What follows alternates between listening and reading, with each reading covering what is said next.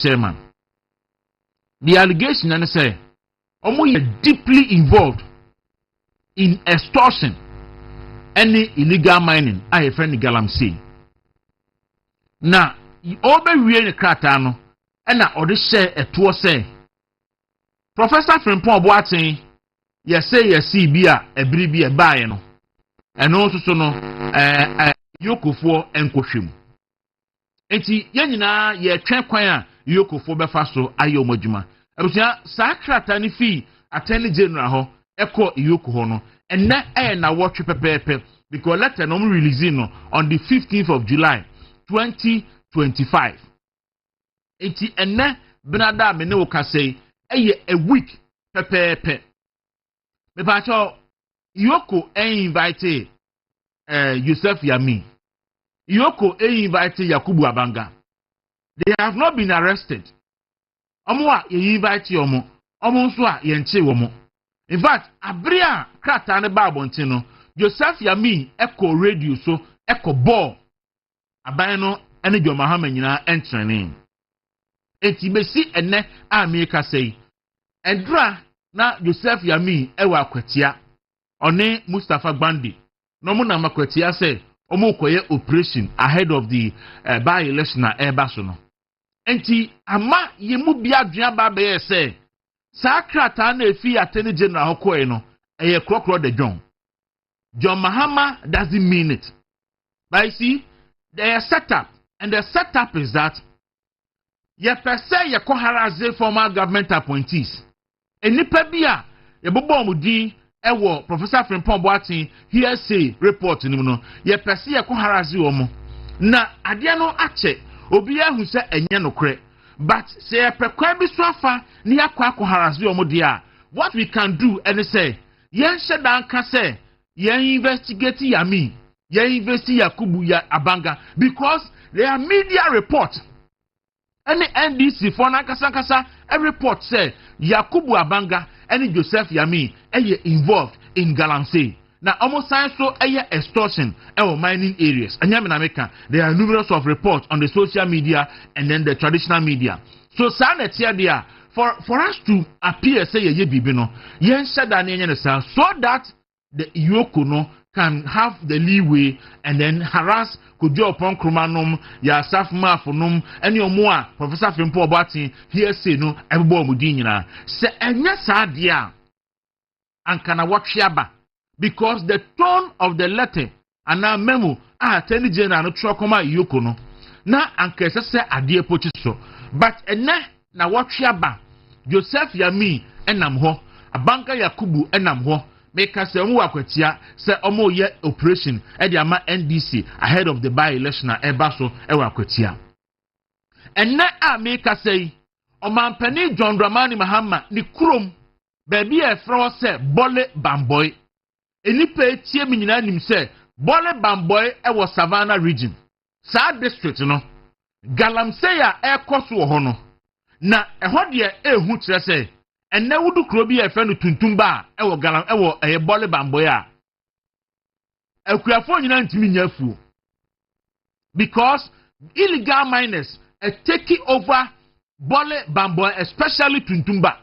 A kwanya omunamswa, almost say and sasi a diumfo, na almost say in so, no more sign a hunan crofo, ewo mampeni, John Mahama, ni kromwa a bole bambono, and yasam getwa.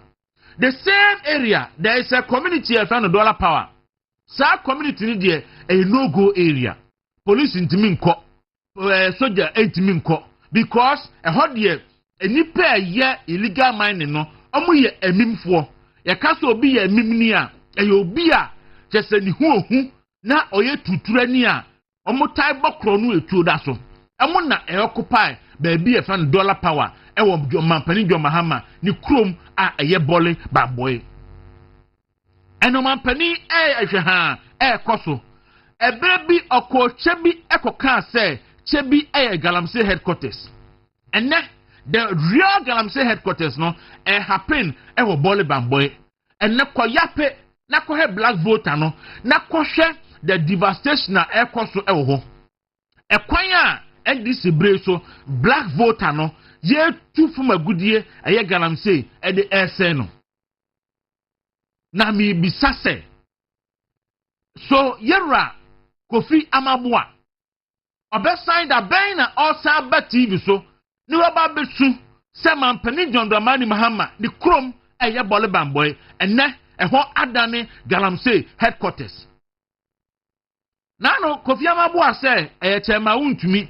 ena eye galamsey meanwhile efi 2022 chema wuntumi NC kwaye mu NC baabia ono an mining site kura no a eye akonta mine na eye illegally acquired large scale mining no na onko ba ama Kofi Bua ebetra TV so eye Ghana for krokro de dwon ebesuye enne ko ama Kofi Bua constituency elembele ko ama Kofi Bua constituency ko hwe galamsey a ekoso ho enne ko western north enne ko western region enne ko eastern region enne ko Ashanti region enne ko the Savannah region enne ko a central region enne even into galamsey o Ghana all over ye to galamsey na ye to galamsey no with impunity because NDC for ababemu Accra excavators e dia babemu a wo di edi Ghana o meyi egu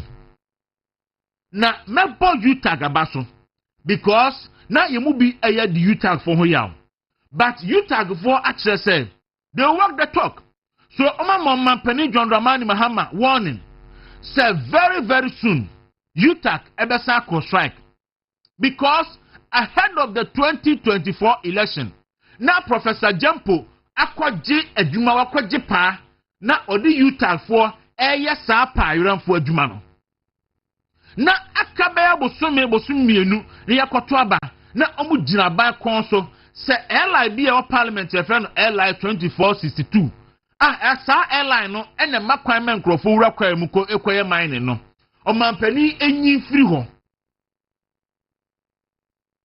omampani declare state of emergency e mining areas na omampani enfa ban into small scale mining so e mine Ghana mu hasi anya sam ketwa emma omoye propaganda e kan obi NNPP elusu last election and na Professor Jampo nanuma ye ma na furuma ye ma ni botomo ye ma enti Professor Jampo ejai galamsey asemka and na Dr. Kobi Mensa ono so wa mise peche and na wajai galamsey asemka TUC fo a omokoye omoni organized labor ekoko declare strike no womo so minim some current to some former general secretary or the mama bayi wachi appointment so what it means they say na enye oman no enomo fighting for na mo they were fighting for their political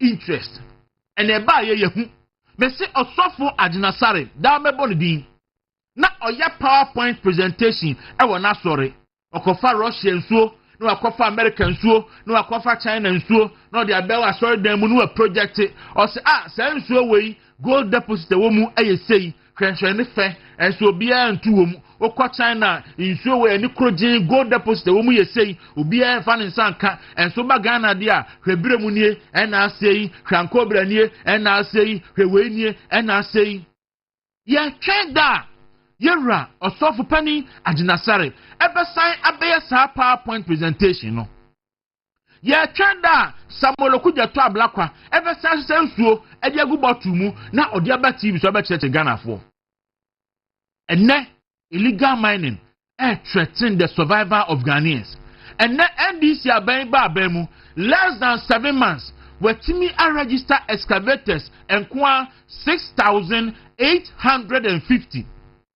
excavators 6,850. In fact, galamsey na koswa Dr. Tony Yedu ya NDC na be ka say Mahama ade e koso ndie NDC betimi alusu 2028. And it is true. Say NDC ebe lusu 2028 because Ghanaians will hold NDC accountable for entrona wo try no. And now what has happened to the repealing of the airline 2462 And then last year about declaring state of emergency our mining areas our mine Ghana mu. And at the end this wa ban mu. Emu nipa edi. O man paninu amu. Ne nkrofo nyina eye galamsey. And na kwana kwhwe ne a ekoso. Na o man pani eye Ghana for crocodile de John.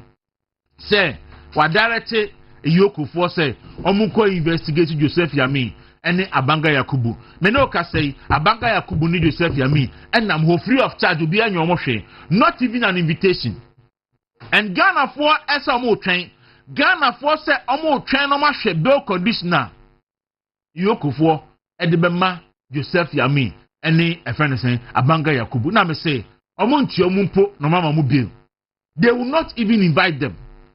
Just an opportunity and a John Mahama na o create sebeya obenya kwan na wakotata abekufo adro aban nkrofobia Professor Frimpo Boatin na yaudie asena kuma mu because aban bae no okeka position se bomu edema no na bredu ese ojamu no na ne buafu ochotro nsama na ebi ensem hunu enti no aba ne saa no wo mo no pekwan akotata wo mo na nya galamsey bi e no peso oko enti Ghana fo mo nsori o Ghana fo mo nsori asofo no a na akufo ado breso na mo kasa tia galamsey no mo nsori en central fo no a na ye beto aba every story every morning afternoon radio stations no every day na ye wo galamsey hashtag no mo san sori ene civil society for Majai Kasa. Omo na organize demonstrations. Obi aso wonte ye. Enne galamsey baby kra ne ntu yanye mining da e wo Ghana. Kwana kohwe ne ekoso. Na no man pani mahama no amudu Western North. Afedi os galamsey na ba the national security emergency. But to catch Akufo-Addo say on declare state of emergency e wo mining areas. Ora John Mahama, what has happened to the declare of state of emergency e wo mining areas? Enti Ghana for sorry. Na se yan sori ne yankum anyi omayin saase na japade anto a ebedu brebi no ye forest nyina ebese every NDC any 4 years e wa ban mu enko na galamsey ase omayin nyina na amakofi bu ade Nyankopon ene ede ne ma no se wiase a ewei empanifo se ofa konfo ire a moti afa oto na ofo se wo ye chema wuntumi eti wo di ntro e de gu chema wuntumi so agu nanimu ase ama wo threaten say chema wuntumi legally acquired mining license any lease a wo no wo be gi de free nsem me pa twa fi 2022 chema wuntumi agile mining pacho ehifo na eye galamsey no chema wuntumi ana se ehwana ehifo na wo bole a o mapani mahama krom omo ye galamsey no pacho chema wuntumi ora makofi bua ehifo na wo constituency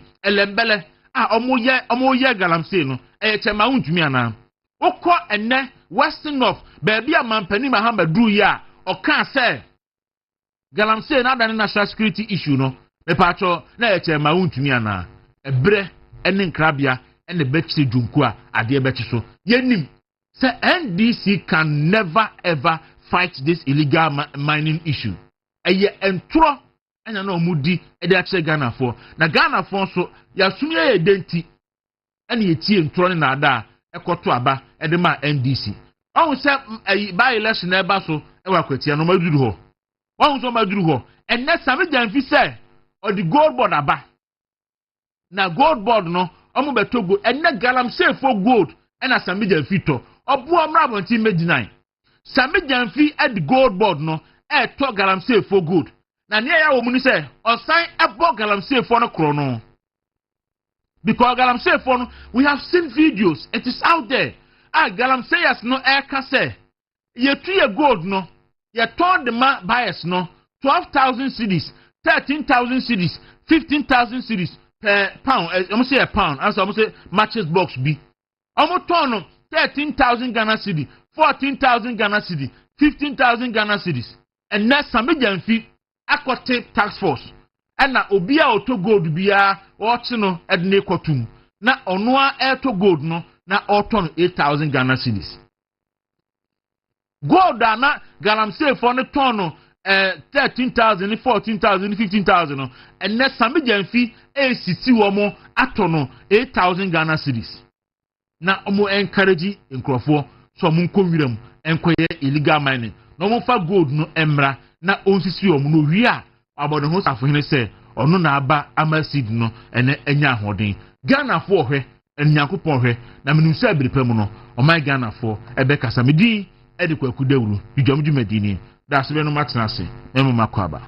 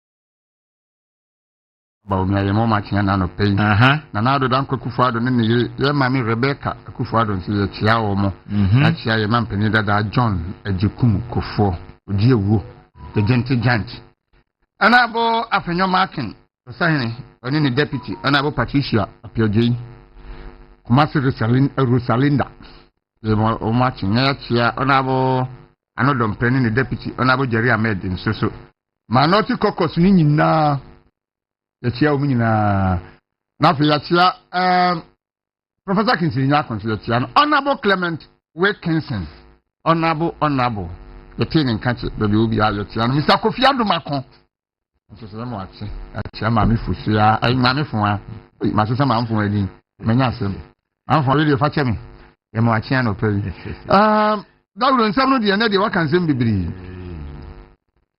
galamse ihia na die aya me gani se aso ni omodo mo hoto awrade so no ade nyina di boa wo mo e wi o mu yi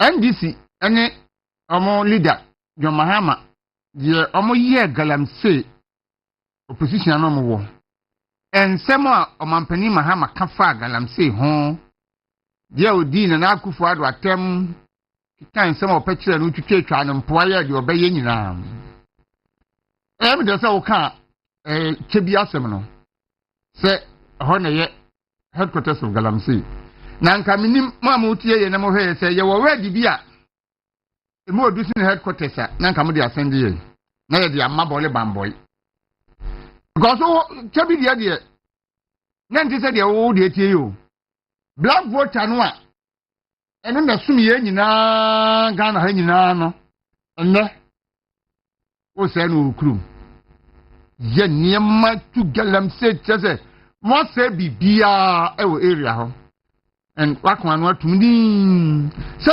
ye tu aba no ye yo ba no me kan ne ha say and this for I said that we deliberate say first year no de wo mo ebe ye Galamsey no dia piska first year and the ombe ye fa Galamsey hu bia no ye krokro do djon to mo ye first year no me sika no wi a afa ansan na o mo be hwese o mo be kun Galamsey na so mo kun Galamsey ninti no me nyina ate agumu no because obi ye minerals development there and and the mineral development board and I say mineral development fund CEO now attempt bullet or task force no at task kwayim interior minister so task force interior minister no so at task last minister or task force last minister tini de IGP or task force obi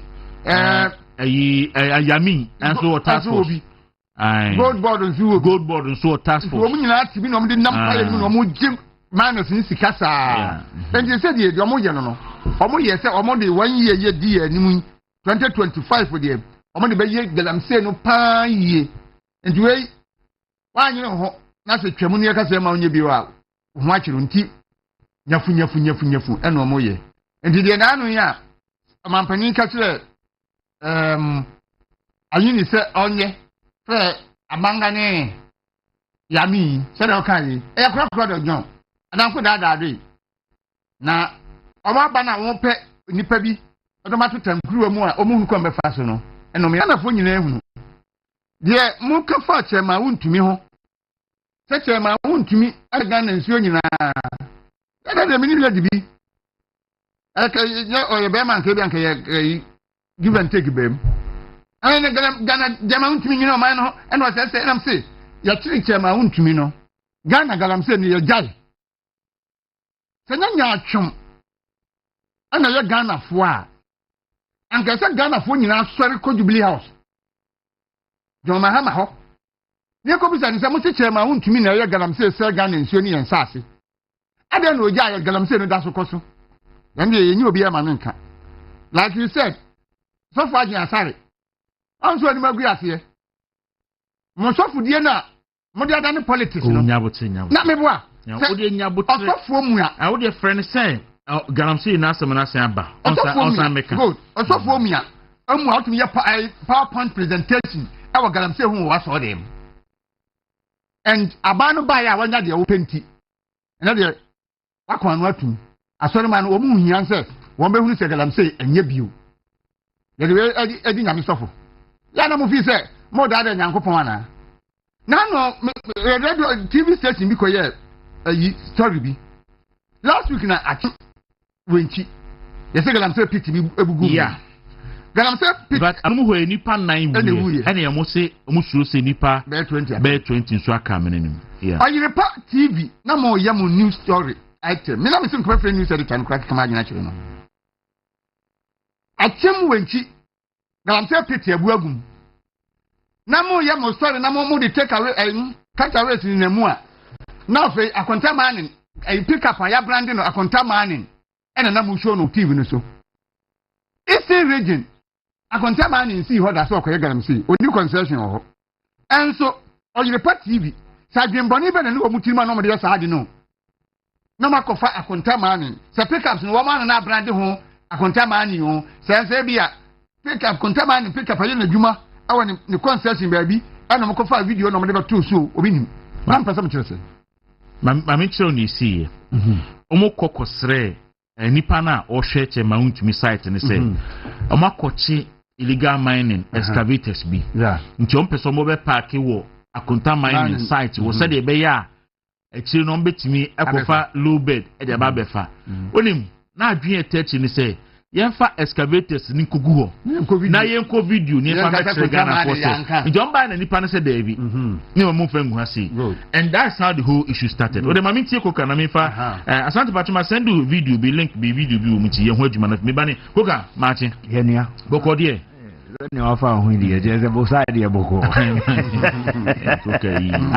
ka wa sin kwa bi jesi oh we destroy everything we destroy oh dear mami tiu na mi nye adwuma kakra bi ha Dawuro Ghana my phone no Ghana abeda ne playbook ena ye nyina sese ye hwebi but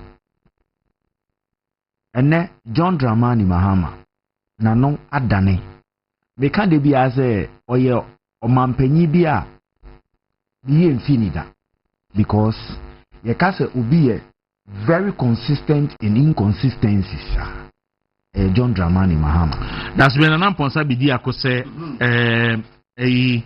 headquarters there ni the suitable alternative ye main office main office I think main office na the headquarters na o hwe ne ye a oyeye time wo position ni nso mo kan ni nyina any campaign a oyeye a ene oye president o san ye campaign a Galamsey won't win your movie, or see Galamsey are better than menace. Mr. President, no, ye Bema. John Dramani Mahama is not a man, or ye Bema obey declare state of emergency. Na ene, because Nebusian war, because Minia war, Ababe Daddy, the new document a year did you hear Jumogam, say a Minia war. The new document every year Dumani say me the sami gemfi ko share gold board ne me mia Galamsey ni mu ni me nya gold bebri na mato na meto a na me de ababe dollars no abehye system mu sina metumi keep dollar ne down sina Ghana for metumi adada omo aka che omo say cedi no conform e na ya tete no ma so but the reality is a playbook e ananse sem e ye ka kire se wa wu krom Galamsey agensem untumi nkasa untumi nya hwe say o party chairman bia wantumi anya position e wa ban mu no yamani Galamsey authority amani sales target or the gold beba gold board gold no so they call gold board sani ayeton no enye sa na yebeton no because who need option bia obeton amano is that the kind of governance John Dramani ma ekutia asofo ka asofo jai preaching ejinsuo sisi ho asofo jai preaching e ma efele say nanado asay omano e me yete ase say do time aye be important so nkofo yusu Galamsey hunye aduma Erasmus ene o kasakra no usuro but look e kanu e be bo Erastus asare don kwa baso o e makonta yes. But you see, he is the only person who consistent in the Galamsey fight. But even Crown won't send no treaty. Well, apart from Atiti in Echino, you bet I can say Erastus Asaridonko. He has been consistent. Not all your when DPP are buying mono, NDC by Unyai. Until on the Erastus are consistent on the fight against illegal mining. Bobby Samati Kubudie. The least said about him, the better. Okay. We me tumra na machirisi onsa me bon krofo bi di yes o wi ka se bia meboa asante ya hase Samuel okuje to ablakwa abrian people wo position no na dwuma wo di ni enti e na wo hoyi enti okwo sese sensuo nsufi ahyira de gu botu mu ena ode ayi first one no se no ye voter league tese de animu ye kroden ni aka ni nyina asai pra ofin ankobra hwanhwan ni nyina asai nti we ye parliament after press conference na Otrom say Akufo-Addo aban is not able to fight Galamsey enti no say na ensuo ewo Ghana ha nyina ye we yokude to ablakwa ene oye foreign affairs minister okude to ablaka ato padlock e de crop crash na no the padlock na tum aka tum say twetwe onka Galamsey asembim asante the next person yenua Kafu Ide of GBC minim me hwe bi a chehwe and these young people who are buying mono ne yekoto abakafu ide nsuni we also akosa pra river nti okosa ne sei no a na odi ato social media so obekọ otra no pa na ohosi morning show ha wo GBC a na ebisi nanim pamutie me no mon send ye messages say ene kafu ide galamsey nsuo no wahwe agu glass mu say wine no I know the portray say Akufo Addo aban entime nko galamsey enti wakosa galamsey nsuo ahwe bi agu glass mu na esi ne nkyɛn e de kyerɛ say yes galamsey koso pacho the last time akafu ide asa galamsey nsuo e de gu glass mu ne bottle mu ebesi ne nkyɛn wɔ GTV eye daben mo a mo hwɛ no mo ma yehu mo ba Facebook e ho mo ba YouTube a eno so ye ho the next person eye Sami Jamfi ene ne battalions propagandist omo kukọ mining areas ekojira galamsey amerem se omo kọ akwakoye press conference na Ghana fo hu se Akufo Addo aban no eye sansan ne Akufo Addo aban entimi nko galamsey Sami Jamfi ene ne NDC fo ena mahu omo we omoko no nakafu ide ka ho nakafu ide ka we ho so no say no we no gyina na okay I see it we NDC in opposition NDC in opposition no afei asante osofo aginasare we be ka say bi a yatu ya ni ese ni so but anopai yefa osofo aginasare video no ana make ho asem no yefa nkyere tiefo na tiefo hu say enye ntro na metwa yenko hwe video ni If you see how the water used to be and what it is now, the green or the water you see clear and with the green reflection is how the water was before. The brown one you see is now. So the before is how our water river pra was before galamsey.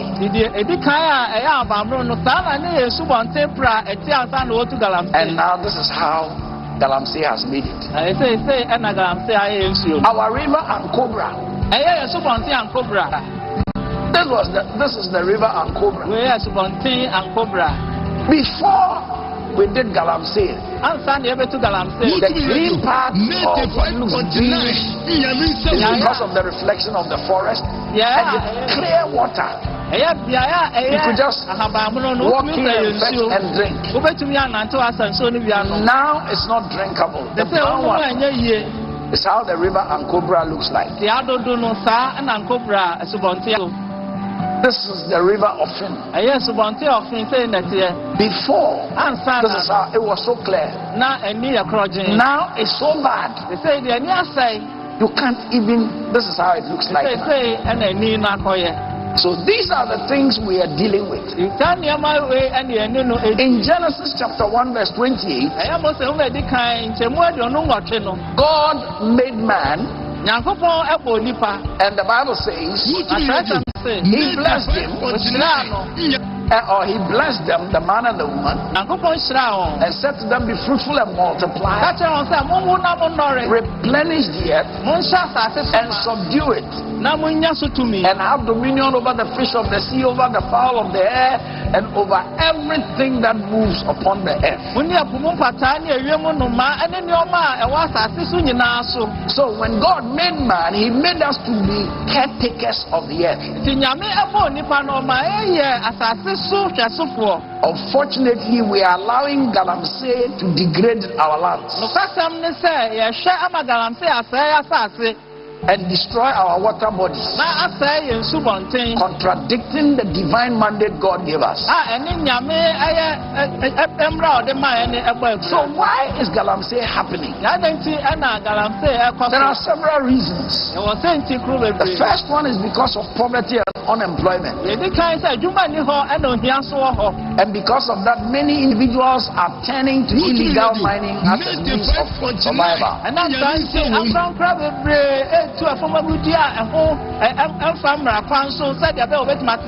Can you show me the video where the people are rushing for the galamsey? This is in Ghana here. They are rushing for galamsey. In Ecclesiastes chapter 5 and verse 9 and 10, the Bible says,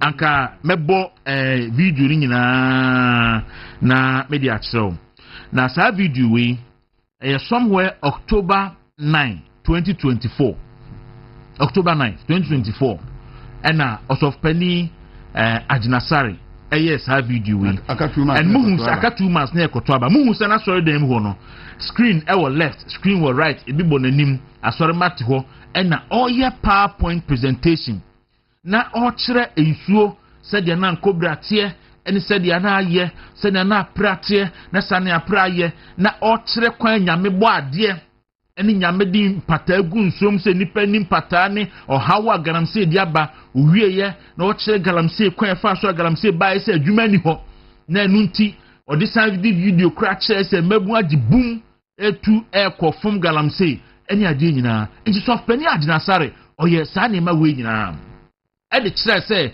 Akufo-Addo aban no faili in the fight against Galamsey, and based on some of these things and then for me opinion and the to aba and the Dr. Mahmoud Bawumia and the MPP aban and then this yaba aban mo Galamsey drew the apex level and mo may you pay and tuma you hunu ya sinimu and now man penny or tia kunya so no I would reset by no and na ohun kotoku ano de crashim enya the chrome ho na Galamsey gangalia for ewo and na koso adu ba bia mampani na tunu mutuo se afi Galamsey ya national security issue and na Galamsey akoso amampani no adimirika akọ report in the national organizer and the national third vice chairman e de amayi Yokofo se omunye hwemu acho mesa kwakohwe in the last 7 months said that ben any last time so penny Ajinasare assign as at the PowerPoint presentation ewo Galamsey mesa kwakohwe se me hwana me hu se waya me ba be ka kire tifo okuja to ablakwa the last time was said so egu botumu ebe press conference for parliament Kafui day the last time okwasa nsuo efi premu eni adansuo de bi si di bi hwie bi gu wine glass mudi TV so GBC I hear the state on media the last time asami Jamfi enne yedneti gold border odi dollar na enunti okọ ewira mu a na osansi si Galamseyers na mu gold wa ye ton 13,000 130 million old series no o chinchi mo wonsa e ton 80 million no eno so no enye da ben na asami Jamfi esa akọwira mu hobiem asakwakoye press conference amakofi bua da ben na wu besu e de akire Ghana for say o national organizer Joseph Yami ene would third vice chairman Abanga Yakubu o man peni akọ report omo say extortion any illegal mining omhubon wo mu ba cho da ben na wo san ba besu ye chomai mu na se ye se ye de bibia be ya manyosem a ye be kosuni o man ne se ya e be bo etiri so na enunti na enwuma ameboyi aya na ye me de o say wo mu e be ka asem no ya hye o mafunu den ya hye o mafunu ma se na civil society nkasa biem na asofo nkasa ntie Galamsey biem and the media ntimi ka Galamsey asem biem there are media houses in Ghana omo develop a hashtag on Galamsey and the Akufo-Addo every morning hashtag stop illegal mining hashtag stop illegal mining awia anopa anwumre and na Galamsey kunipa sa media houses nyina jai hashtag ne ye and na kwasi swat say omunsu ebeka asem no ya so ma funu ma me ya say ya nwumwi YouTube fo ntimi ntibi ma me ka janwum ba ko omo no we say ensantra for hashtag stop illegal mining and hashtag stop Galamsey omo jai bra for su kwachi nya 78 million no. I see. This abreko no na sade no. Hashtag no ijai.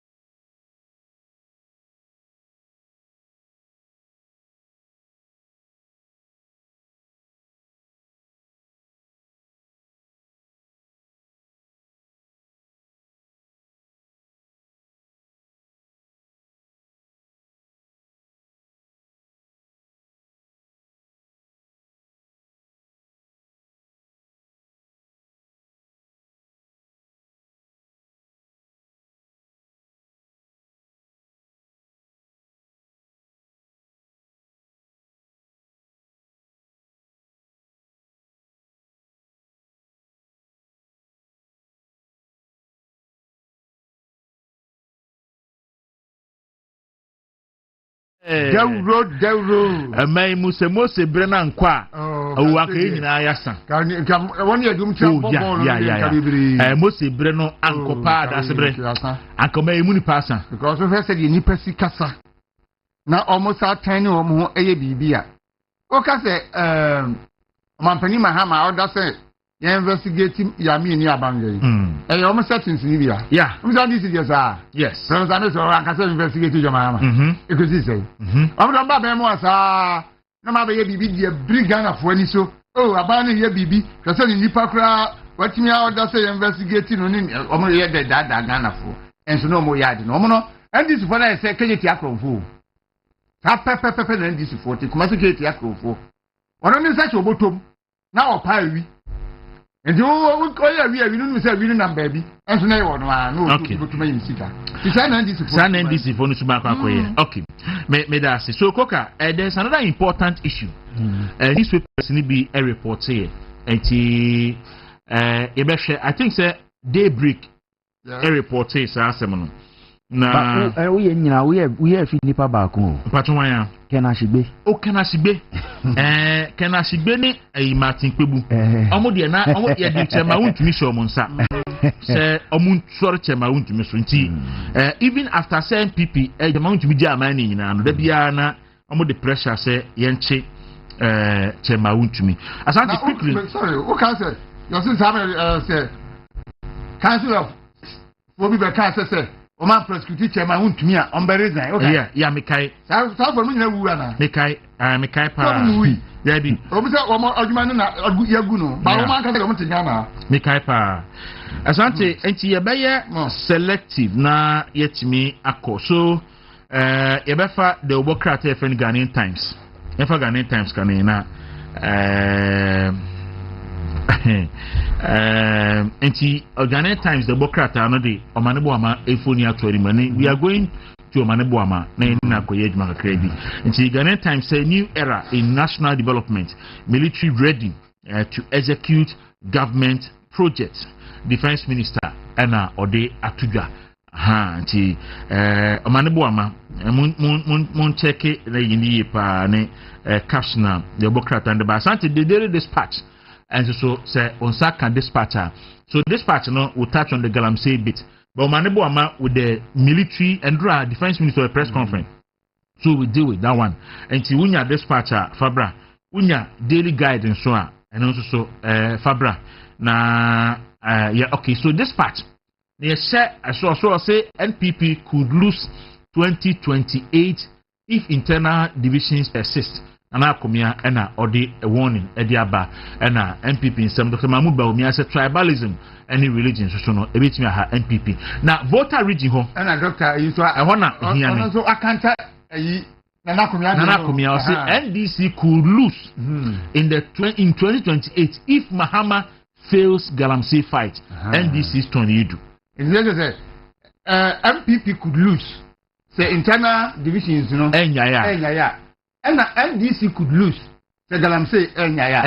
And then NDC be lose. And the NDC be lose because don't mean Galamsey. Don't mean NDC be lose. Okay, Asante Yafa daily guide. Now daily guide is a presidential jet grounded in France. Patrol take care of that one.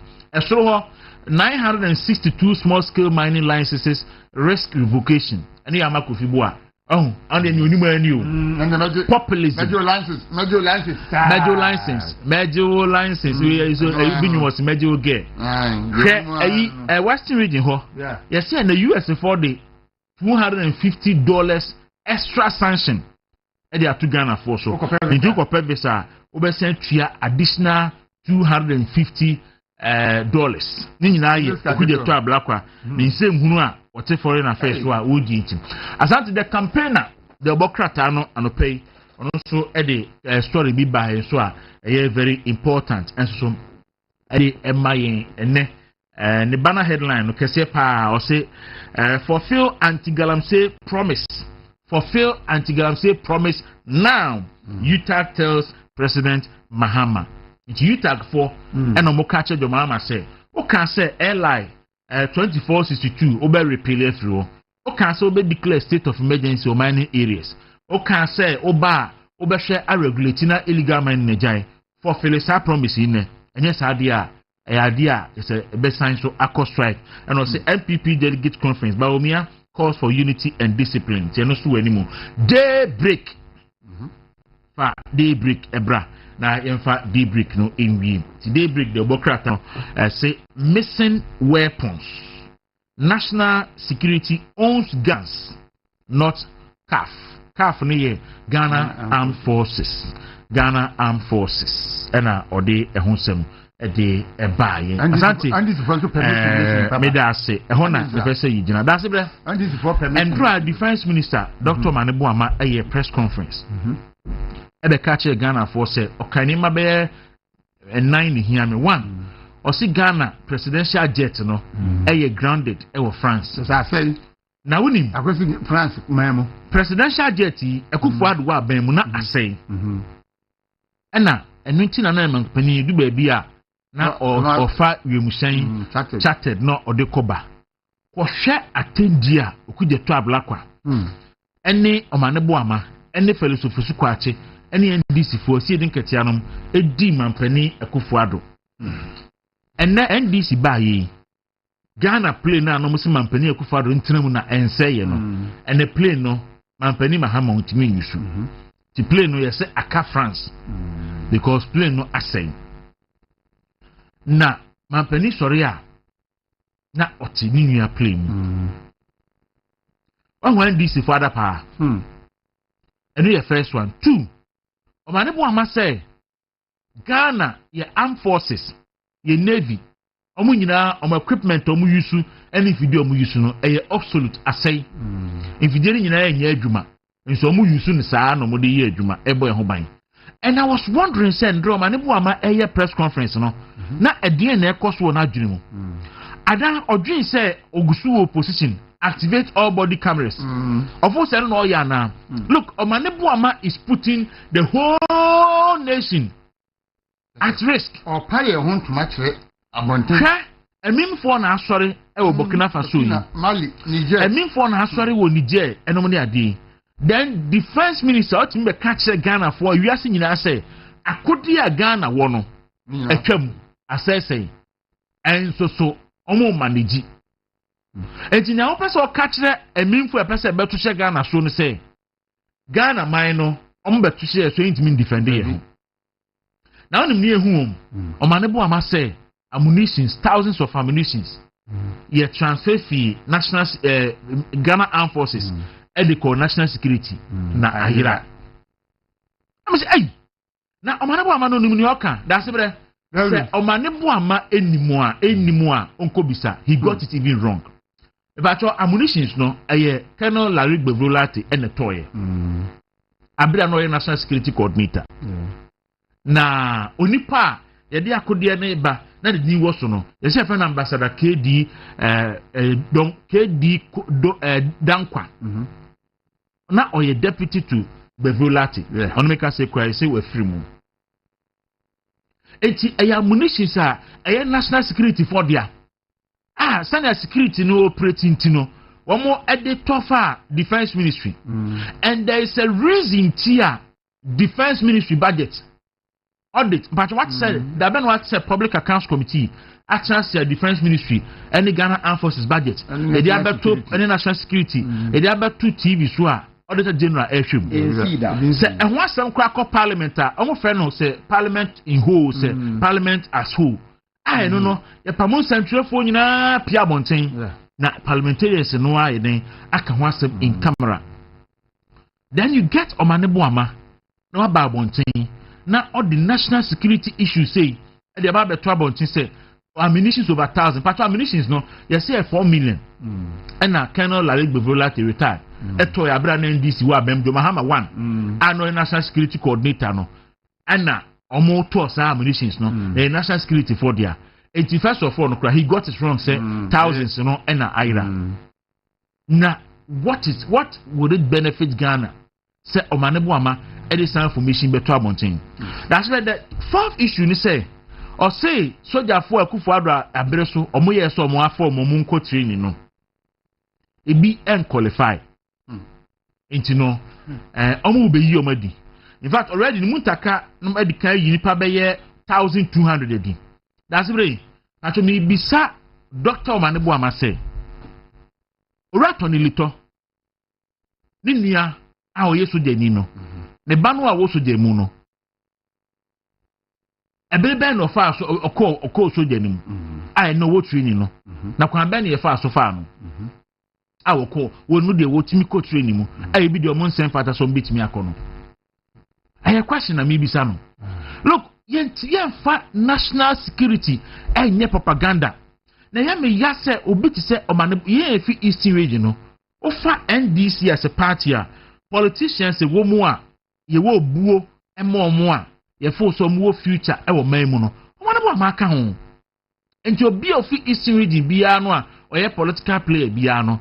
Omane bo ama ontutu na se dia obi ti say dambotwe num enom ne amo kaka ho panifo etesa no saa so na akwa ndisi mu a obi tso ma ne bo amanom en isi region for entutu massive but on kai say amamuo enya gudie amamuo enya propaganda wo opposition a ubetimi ai propaganda ba wo pa abamu ne ye do to sensitive institution to say defense ministry ano a ba cho enya activate body cameras enya 5k men jack up enya entro say ye be kwa print ballot papers dey dey akogu baabi aka say NDC for eagle eye binti yakogu ballot papers e o baabi enya no a enti omanebo amantimi fa the whole Ghana security no emeto eye esan mu yesre no baabi edna kono very sensitive ene Côte d'Ivoire omanya terror attack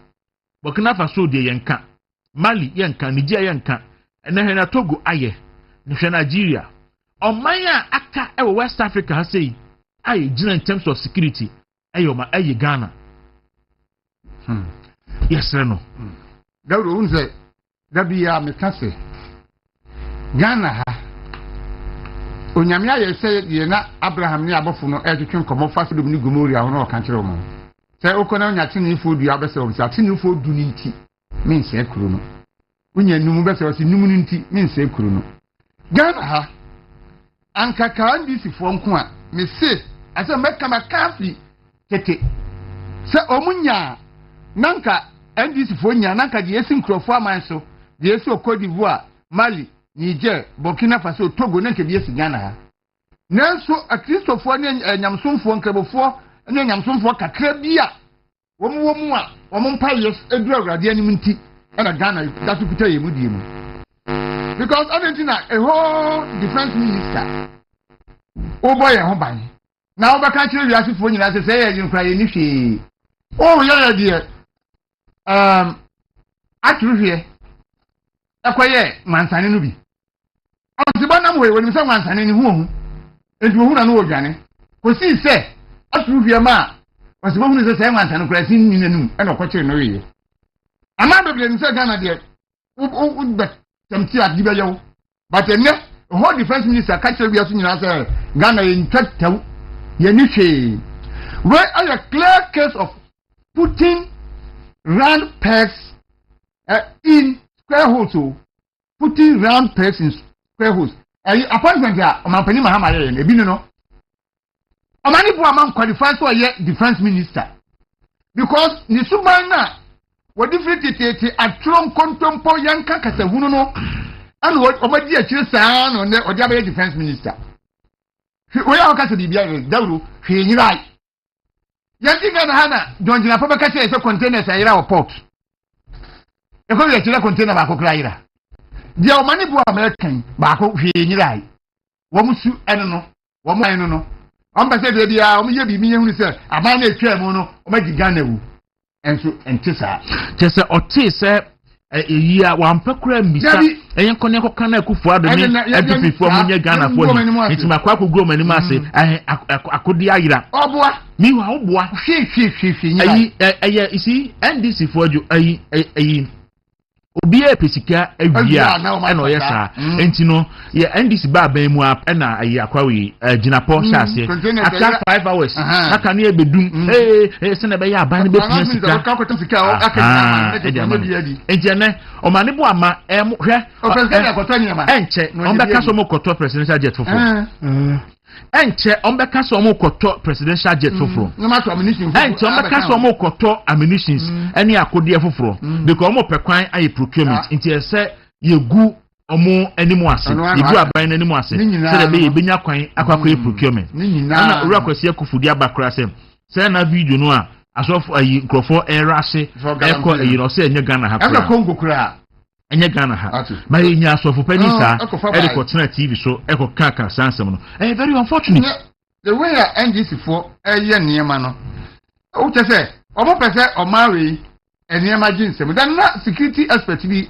cancel ese Ghana for me ani kudoma ama ho pa yi ndi nti o cancel o se ne tiatam bedi no emfa court nyintum Ghana for nyintum but they are hweyi a ne tam no beso a wono be mes asoja for bia ye ku o me ku no wi a na ma declare state of emergency na ma saka se joma ama ehwesu ko sisi beto aba foforo nti wo mon ka se ntu aba 10 years kura na neeti kwan ba compare fast nti ana ba wi ya soja for mpanimfo na di akofo wono ane nkwa na ade be chichichi mu no papa mahama unu se wo ti wayi won kwa nkuta o da bia meka kwamfo bia Nigeria mu bia na mehwe ono no na nkrofo ko no no kunkum nkrofo ma no dako woni e ko no ko na ono ankasa wawuda ho ya no so ya kokum obi nyame ene kura wo nkwam endi se wo be se o man ne de abo kura se ese yese nipa ba ku bewuo nse o man ne nyina be se endi se wo ye wa dwen sa Ghana fo so be mpaye ase nyame no nyame aboa yen na se bon sabri ni enso a ye ho beto yen mo betra ba mu amamu asese mu buo no mumu ana mo de aye niema bi basa na tro ni nkontompo ni na brabasem ana mo de ti o man Ghana ha da bia de beti bia no ye nye opani ma ne betwa tro e de fakufu ado aban ho enso na mo boa evat ayikra be kan bi yedi akoye ni kokobo randi abi onu se be di tro onu se be kan so kokobo no so enima yira ko ase we se enima yira mo pe mo kro no aba mo na obi ni mu ni ase mo na mo se mo ye supreme ho ha ni mo kro no na mo nyai kontompo a mo twitwa to nkrofo so no oka Omane Moama any theatrics any atro. Okay, say do baby Busana say Yati say Kevin Taylor Ukrumha. So yes. Okay, Moya or the Mon. And eya na me busa on say ote say on the boss of the national security like defense ye bo man ho ban onu ne sha no eya no ya we can so nyi and was laughing at I'm not an immigration officer. You are the accusation no say a wood defense minister, yes, any interior minister, and I'm with the national security for Bo Kevin Taylor who buying oh my god. And then yes about boy po. And then yes you are one. Vice President. State property, state resources. Now mo dey born him buy. State property, state resources. Now play na sem there. Ono okujeto samrantie no omu wiase omu ba ese nkofo hu fi no mu begu ni ntro uyi omu boss a omu ne di ade se dem so omu pre hu jobere nes to ntro ebe twa ntro wo krom ha se ni sei ene report na o kan mumu sa ne se report ne ba yi eben na do tie na report ne ba yo afei and there is a report that the plane has corroded and eroded in this anoma. Be consistent with what you are. Can no credit to Ghana for Niemhunu baby a war. A two na sema walk Madonna for one tear says more starting in Crophobi dealing already. That you want to acquire arms. Catch a Ghana for in Cropona Makachom so Munko MDC Penifona Moso Munko plane. Omu leadi in our place no catch a Ghana for Nijai say you ubaba be gu nkrofo aka nseme animu no akotete na akoyete say nkrofo na anye omuno mayi kanokre no so fo say nya betena baby a ugina here press conference na begina na catch om so play na nye esesa no and we ni we nti na me fo say pese esesa no ba me ni ato what you say me say stop the campaigning and govern. Me say set you play your queen. I could find a cancer play na say no. Mo say onyu and a bit play ni bit me use. So the judge na mama ko play na France. Mama so onyu to play na. Na na ko fa do ha here independence day Kumasi. Ya hu no so da fo ne mom de begu ho.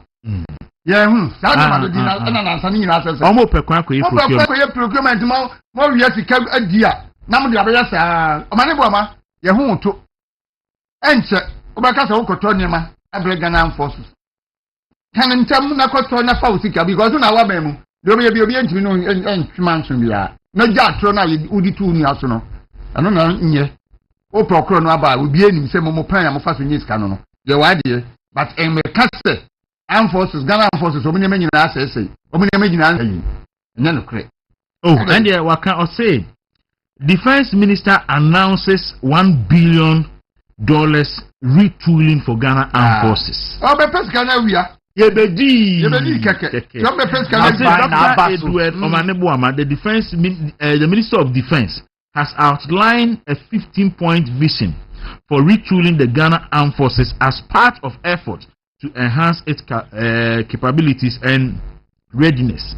Among the 15-point vision is $1 billion investment to modernize the Ghana Armed Forces over 3.5 years. It is some 3.5 years so abemu. And if the next month I also the $1 billion ever bishim. $1 billion and yes sir. Welfare of the soldiers in Kamu. Welfare of soldiers in Kamu. Your friend said estates soldier for no pray estates and another ye more pray for continuation and no come home. Neighbor say we retooling. Yes, retooling just so I catch you say or say I could dear who nyina obsolete. I say it's a fair no person otobishemu. No otobishemu na the human resources na ebe carry ni hono mo a oto akade edema security services nse akufo otobima navy for otobima armed forces for helicopter and the first police for helicopters in the history of Ghana akufo ado ameka ba bia da say akode ho na say and e bi ni huntia a national security issue but when you propagandist ebe ye defense minister that could asibre ye be soro no asem obeka no meka na emfo betu ahye so say no matete o me me tie security expert be in fact papa we bibi bi amankwa no deputy defense minister no as MP wa Ashanti I think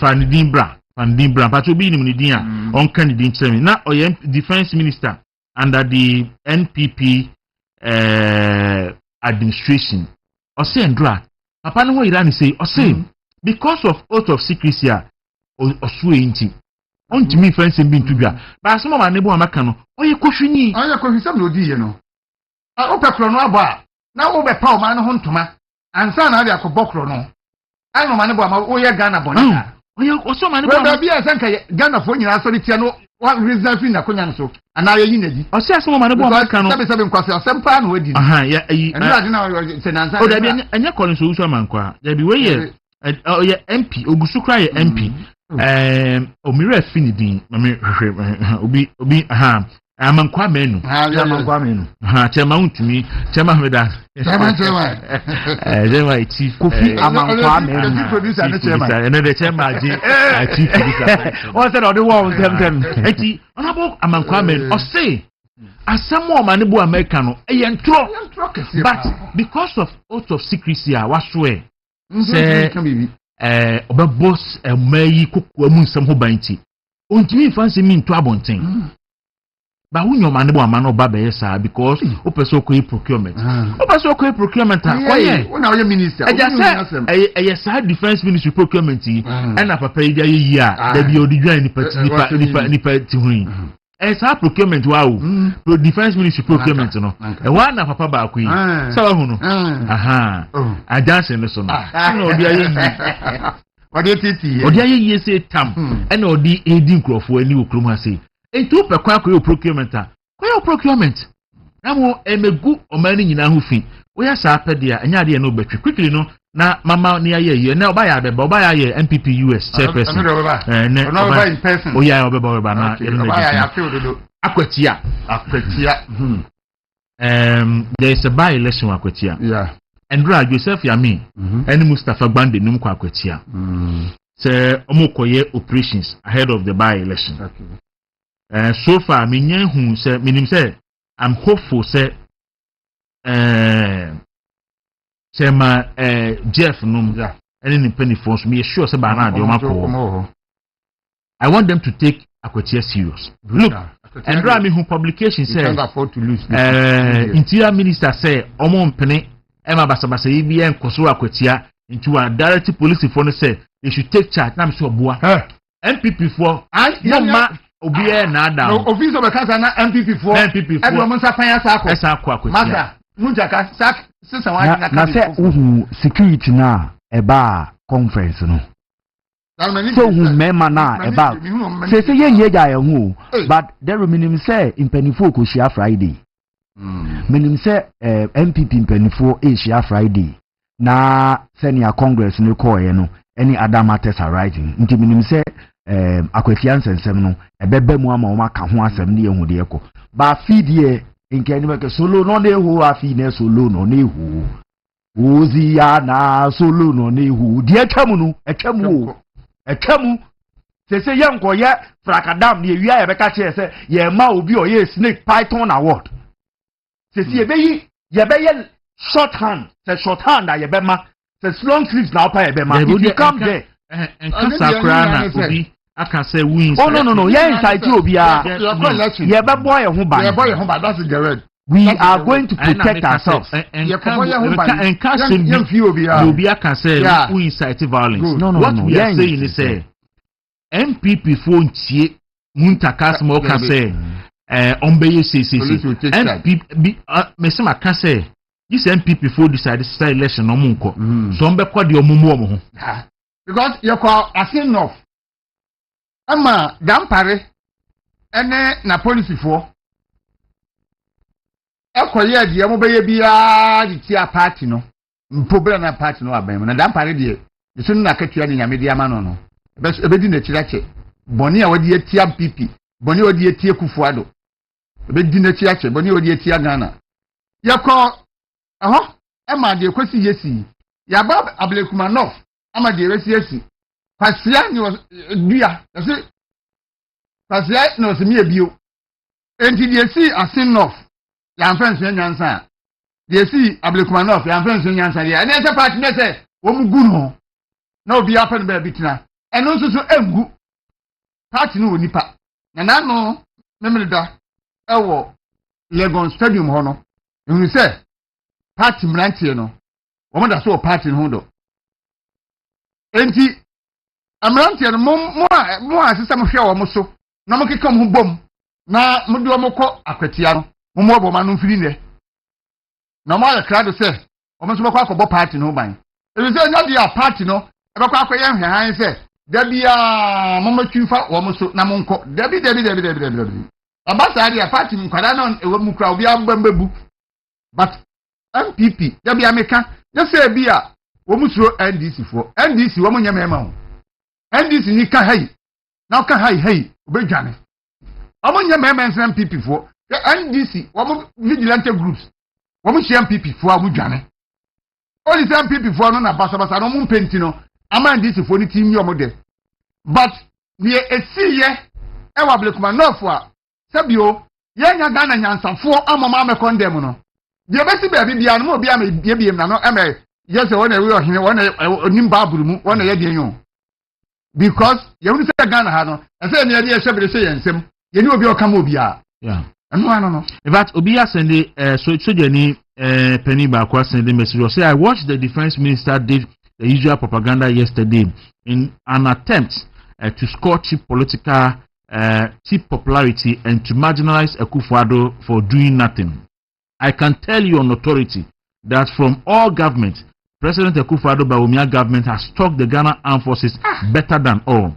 Former President Akufo-Addo left office how many months now for the propagandist NDC defense minister to come and tell us that armed forces lack equipment or equipment are faulty. As for the presidential jet, former President Akufo-Addo informed Ghanaians about the faulty state of the jet, and as a result, he has resorted to hiring jet when going on for official assignment outside the country. The room, to my surprise, a journalist asked Dr. Manibuama if the jet being used by President Mahama bring a cost to Ghanaian taxpayers, but he ignored the relevant question. On the issue of the establishment and recruitment of Ghanaians into the Ghana Armed Forces, this government has decided to cancel the process of the previous enlistment in an attempt to recruit their own party full soldiers to serve in the armed forces. For security reasons, avoid mentioning my name. And the nebo. And God also say it's very reckless for Omanebuama to say that about us, to say that about the so-called missing ammunitions without any shred of evidence. Apart from the fact that it creates fear and panic, it gives room for guns runners to invade the country in an attempt to buy the guns which are in circulation. Into your senior who say, Senkrof what to say, and I could deal with many more than no Dimirika ebeba. Say, one more bepa could not. A mean for about the two Edia share, yes, so. Obi said, talking about physical protection by the party, don't forget the spiritual protection too. It's mean country party for me say, Omunko Diedru, Lord Mayor, some be bumper in shoe, some be Diedru shoe. Jendi, Omunfa Inkujinem, and the Mufan Kujinem, or same. And it's President Mahama and the NDC telling us that the stomachs of Ghanaians are full and their pockets and lives are better now. So they have extra money to spend and Kuti and Abisa say, hey, and then the NDC for Chelsea Ghana for what to because me can say the issue about presidential jet by almost can say Ghana for Nyaduanin. And then the Ghana for Nyeska, $1 billion, almost the Ekoto ammunitions at the Abana in Simbisa and or no so Obisa ede ama Ghana for ejida so be no godon sorry any cook ya say sani Debbie say you need already are about destroy everything Alaji pass me chair and you see candidate for Akwatia I'm told say party ni nyaya ankonye bias primaries obe select nipa akọ so far I'm told say Amase episode sign back the constituency chairman and so person sign no what assign why video waka son ko bio na first vice ni so ono nti omo no ono na ewo mu se nti first vice ni wo mu chairman they were free yes and one Daniel Nyame yes mo friend no the Nyame no yes ono so ogusu wo mu ono ogusu wo mu enti say nipa mi ensen and they say empenifo hwe no mo kasa ne be yi a anka they should give in na ba konko because me no ka say there is confusion in NDC Akwatia as to who to contest enti so mutimi avoid the primaries no mutimi ye selection ne kwa ebeboa yanso formation kire say Daniel Nyame no e wo fam yes ama say a very popular constituency nim because of one or two issues in team before say Daniel Nyame no ekwa ebetimi aboa any balance the stability so ebeba and ono anso so ye minor and na so ne minor so ati pa both NDC and FPP so and a party adwuma so ono so oye party and na osan so efande party no yes so I'm suspecting say the two best bet for the party ebe Amase and Daniel Nyame no any of them could be ebeboa but before say the Nyame ne kwa ebe ye easier based on tawantawa ne misunderstanding bia aba maybe no so for a clean leaf any for asundie any senior confusion ati e wo NDC no see your course pattern na okay okay all right enti no mejiri se empanifo behwe na omatimi akeka amani matimi akoyim Akwatia de ye betre wo mo no so for the sake of the party omo enyi taниnsem ni nyina anto baabi ayode ni a bibi kakra wo ho ya na mpanifo ka se o jamani nka wo ho ba jamani free utim na eni ho but this time round no de e be se woni nyina no muma emfiri ho mayen na nyame ya adoma Akwatia no NDC fo hunu se MPP fo dia na omo nkoje omo mo ho ban mayen na bibia enye kam se dem okan bia ya tietie because asemi aba ye 2 weeks ni na abayi o ya tie Akwatia etie Akwatia nsam saa Daniel Nyame no ofre nipa dodo no a omo kan ho asem se o se obeba di a se Daniel Nyame mom se o pese obeba bi di a nkomo be ani beje because omu nu se o one person or commanding youth no dodo no because of nadwuma a wo yenti de hia no se ebe ni obi obaji seat na asumdie beba ho na ma party netime move forward nti yema mpa na bibia enye kama mayen okay Mate enti that's what so bobo isma na menhwa de bi was okay you say for you need kakra no bra you twa ho aba no ye di ka de ani ache mu Otabia Heba Center ni akope no di asa ye ho yare Otabia Heba Center o mu de duro bi aba eno de bia ma to din ni frɛ no abusuan nkyemfa e frɛ no Otabia Heba Mr malaria duro papapa wa Ghana ha say malaria bo no bi chona akoto binum na ankwa na abusuan yam hihye mu no e Otabia Heba Mr etu malaria sepa afa fever ana hututuo obi ananum ato a wontumi ni die onya Otabia Heba Mr no ma odi aduane si nanim a wankasa no obenu ho be di ama wo hu say yes odi aduane na ankasa Otabia Heba Mr de se fie bia mu ebi wom na amode bom ho ban na esan se fie bia ni gie egina be ma wo fie ho no so nti no na Otabia Heba Mr company no Otabia Heba Center for the Otabia takum so abafie the turmeric honey flaxseed black pepper ginseng ne ginger na afrafra na di aye eya dwuma o member team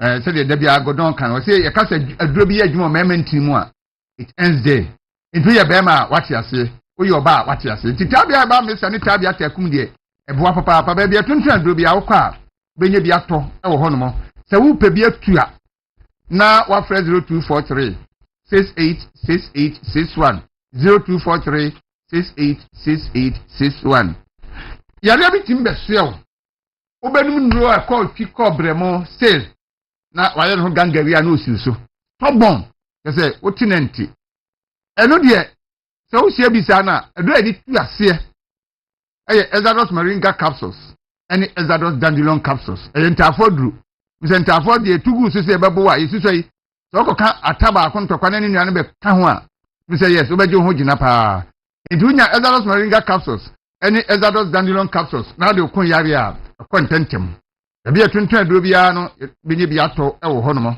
entafod nti enumbom anapa mienu awia mienu anyumire mienu be say yes eye adwuma wa wo pe bia tuo no betumi afra 0544 447 033 0544 447 033 about time obana wo ko school no wo di na ko school ne bo den ebi kura wo mutia dollars akwa ne be fie nso so osua de teacher ni na ko kyerɛ so osua de e de se textbooks ahoro ene learning materials ahoro a akwa ne be sua de fie eno na no pe ye kamfo best brain publications amount israel kana wo bono ese onya so mfaso makwara no nwoma odisua de a na dwun be bie ntem na aboa no se wo KG1 na KG2 nursery 1 ana nursery 2 se wo basic 1 akopim basic 6 JHS 1 akopim JHS 3 ade bia ye kire no school mu bia no best brain publications wo ho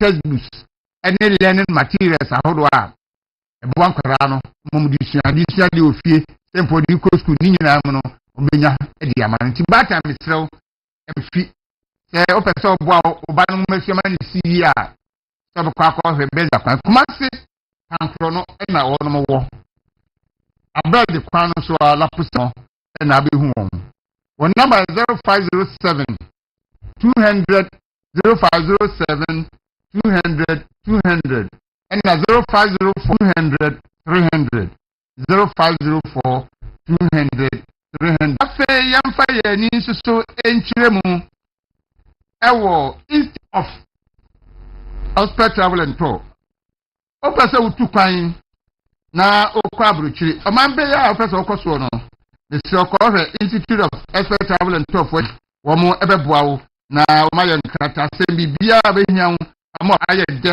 ama wo no ombema onsan so aka ene okoje table akwanti akwantuo bi no aye den ama Ghana fo nanso IETT for se wo ba ombebo wo pese okọ school okoye adwuma okọ ye business okọ akwansira tourism na bibia bia wo pese okoye bia no okose obusuani a nya no ombebo awo omema bia pese okosu bia no ombebo ma otinya cheap flight ticket hotel reservation ombema nya hotel papa ne bo nso wo fuma kwa akotena ada ama ho ato akra ha wo hwema kira kwan no ngwa gate junction no so a ena onmo ena kuma so mo so line soldiers barracks ho one number 0541 265056 0541 265056 and 0594 315259 0594 315259 pre one mo na obno entwetwe enkomo nature medics edi no bi aba Bema we free 35 years ekọ wani mu no naturally ta no nyame boy yi now process na asase na ye kese ni say Johnson so amema ye Johnson ye wa druben bi a process ne bata ho druben na Johnson famu ba process ne ye kese no na emia druben no nti ai se okuta water hose a wo de water flowers so na wa wo de nsam mie mu no unu se di nsu no eba na the force na ema de no ho kire no nti se ekoba process ne ye kese a ema Johnson sesa ojo duo ha oti ya okra e wo ba memu e na ukogina ho sa ojo nso a kane nka ugina hwa wuya na ekwani wesu de ugina hwa wo betima kakra che ansa na ba e na ojo nso bre bia na bia kem nti ojo nso kwatena ase na ojo nso foforo de o dia ahomti ada bia me kan se wutu kwan na nya wa private car na adedam na wo tip boss mu free kuma se bankran na sa ha wi bi wuhia na daba me pa chow esa passengers ne be ya chow sa na koye nsem bibiri mon safo no adra friend Prosta Plus Mixture nature medicine diaba no kope bi nanom e be yafri ho ama waje wo ho Afe wo yi oba. Mu nsa ote ya. Wo nsa boru ensisi so. Wanya yeast infection so a. Won so de ye menopause mixture. Wonye binum a ebetu asem wa ye free. Obi mpia wanya diarrhea and indigestion. Obi aduane ton yem na yem ye ne ya. Obi a wanya typhoid fever na say or stomach ulcer no. Edura no pe ye kan fama mo afri nature medicine no. Eye gastro mixture. Say do wonu numa eba hohoro uyafunu numu ayi sa fini yare ahoro na ewo mu nyina ama wade wo ho. Baby atwentwen do bi abenya nature medicine no ibi ato. Se wo pe bi etu na abesa ofra o number na 0248 778899 0248 778899 Oba ubu nsa ya na se ma wa ho siesie no epajamu esin kanadie no fi se ahwe ya nkabone beba ho enti ye kamfo nafa lady clean ama ho nafa lady clean na mabu mu nsa no so mu di siesie mu ho a e man nkabone bia e ma wo mu ho ma bre bia onam ba bia na confidence level no na e wo soro kama oba nso so wabobra no bia akọ ani mu na pesa wo sa reverse wo pesa wo ye secondary virgin wo hia be ma no say yes we do ye babu na nkasa no nafa lady clean unye biya eno so ebebo apa ma bibia ye kama ama umpemu agudie so akoso kama ba bia tonton bia no benya nafa lady clean no bi ato so wo pe bia tuafo ni chemu e Nick Royal Pharmacy wo Kwashiman traffic light ho no ma odoko kwa no so anafre 0531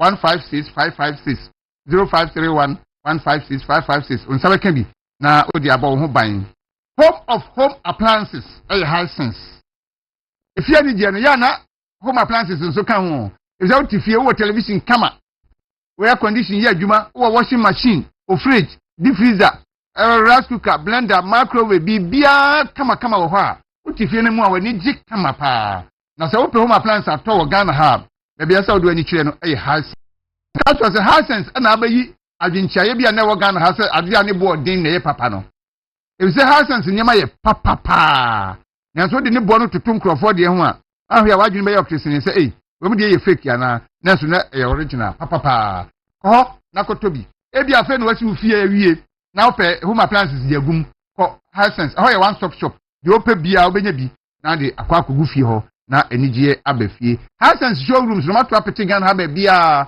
this city bia beko bia municipality bia be wuramu bia no wo mini showroom mienu na mensa de obenya no sa district no mu enti de obeya ni se obefre wo no mo number ni 0302 550 000 0302 550 000 so woni mi showroom e ben wa ofra o ma ba kire de e ben wo na wakọ na akwakoto bibi ese so oto ma enema nyina eyie doctor yo du jamfi doctor tam da so se men kan kire se onyame tumi nti atena dia o de boa Ghana nyina se o yare a bra na so e ho na yare sabia ho na obeboa wo ama won so wanya wa ho de se de obefrifia beba no na sa na be sa akono o de ani gie ne be konti de ehia eni se oba yen kakran se obe pet tazi bia na se praga bi kura no betumi de waban kakran onya de obeduru ho nko ade a eni e be ye ho adwuma yare bia ebodin bia no oba oye ho adwuma o se nyema mi rupe bayi ani jimi ho nkwa no menye ho adwuma de akenye me ho adwuma wa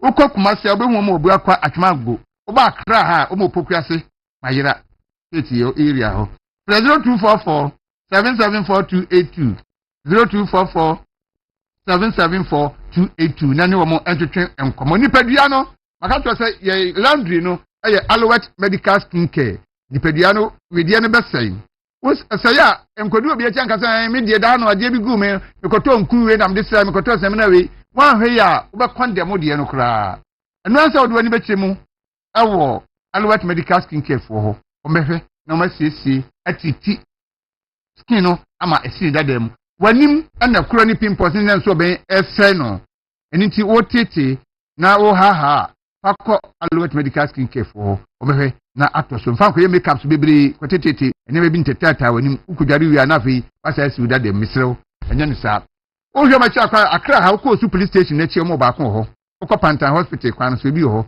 afi Isiligo na Champon Junction nsuso mo ba ko wo ho kumasefo mfa mo ni nchemu wo patase o mben filling station no o pesa Freddy a number ni 0277 580 559 0277 580 559 uyo obi a wani gi phone ho pa ye phone de na de aboa ama brabo na ye mre ama yen ise ye ti hei upe bibia utamu fun a straight na wanya na Infinite for wo mo di series bia ba hot sister series enya sam kitwa unyusu bi da ye kamaka se ha ye ni keke na ohwa wo mo hot sister I wo mo hot sister pro eno mo hot sister pro max no so no wunye bia ebebo nti obi a ope fon papa bia kura no ya na de ani akyo na wakwa akoto bi ebebo a papa ma fei ma menkyerɛw agyapadeɛ bi a yɛtɔn na nso kɔpɛ bi tɔ na ɛbɛboa wo yɛde wo kɔ Clagon Spinters ayimfe n'akyi ɛhɔ ɛna obi esi abro sansan wɔ hɔ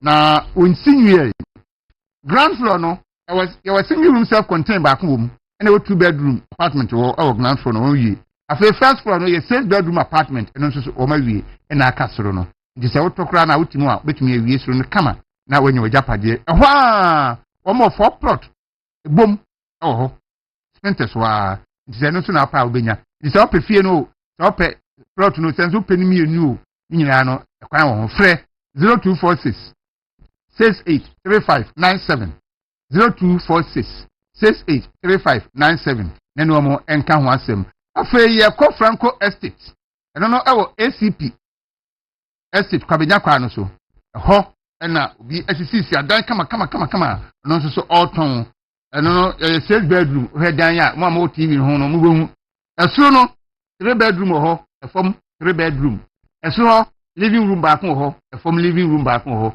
eso kitchen baako ho efom kitchen baako ho nya asem ketua ye ye adwuma naja utimi nya we baako na woni obisua 40 mu na tese enima ekoyi papa titu mu am wabrochire no awo wabrochire no ndu kwotena na akoye adwuma na diskama ni fie so obi nsi fie ma na amra na obi die no akotwitwa de abeche na plot okura na ye nurse a na ya na hwe na efa otiri mu no we die already made abin wa ha eno anse oba ya obesiesi mu na otu waje mu number ni 0203 0206 68 0203 0206 68 and 0203 0206 79 0203 0206 79 fresh na eno mo entwetwe enkomo Movement television untumi radio wiase nyina niwa eno no yasora do pay aha na wiase nyina hwe aha na wiase nyina tie enti sa oni edi dwuma bomu a enya de a obenu ho ya se asorobo no fa ye yonko a okotokre enka soro da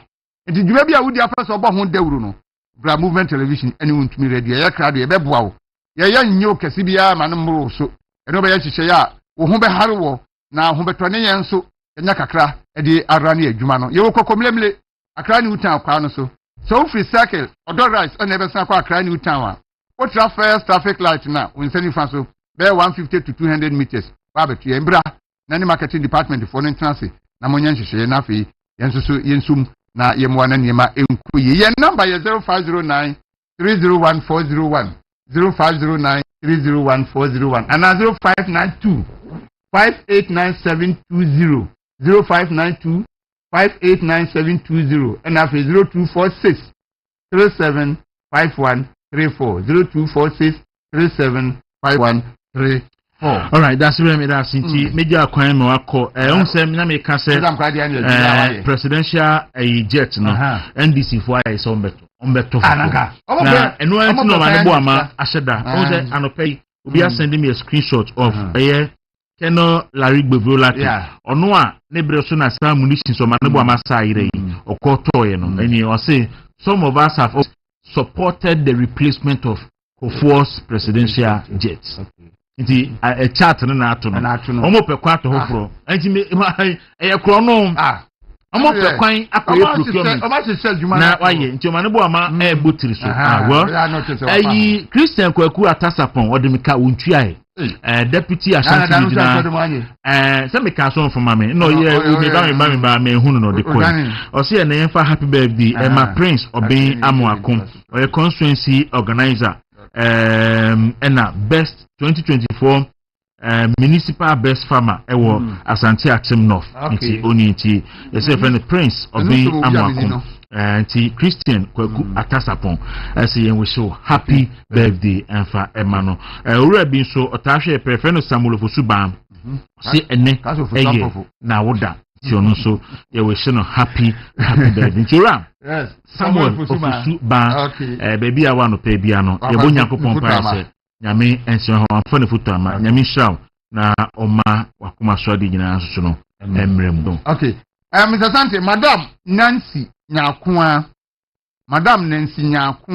ewo Rent Control Department Kumasi hona ye adwuma ene your birthday wankasa wukunu Mr. Daniel Intimi Nyame yemfa fidie we so na yema happy birthday so ado asepa se de wasi amaneji no nani so na nyame nhirawo na wonkwa na aka na sase so no enye enitie ema happy birthday. All right.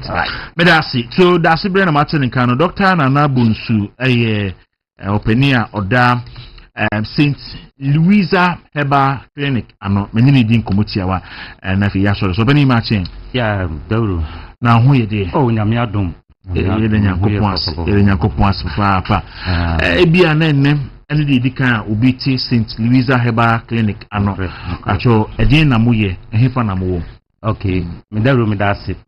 Se eneni da utie me anase wo hwe me e wo fidikesie so anu se wiase amansan nyinara e hwe sa fidie we eneni da wo hwe me anase eneni da utie me a St. Louisa Herbal Clinic se de Herbal Clinic tie bi etie no yenso ye de no ye de bibi kakra abeka ho a eye sonkun kura na de abeka ho no ye fe no acupressure no eye Nyankopon bo nipa no ode obo nipa nkasa ni wiye no na odi ntini afa nipadua ni nyina ho ne ntini na ode fa nipadua no ho no wode ntini ni so organs bia ewo nipadua no ho bia mu nti se moja ni fa ntini ni mu ana ekosa organs num na ama organ kro no ayadwuma saa ntini no mu na se emu sisi a na organs no anase akwa no twimu ye fe na akwa no na enya problem nti bia obekọ hospital ye beka kire wo se wani enmu ntini no ye fe ne se mu ayemre ahanye ntini no mu ne mu ayemre na emum moja no aye se fa ntini no mu na ma wani ni nya hodene no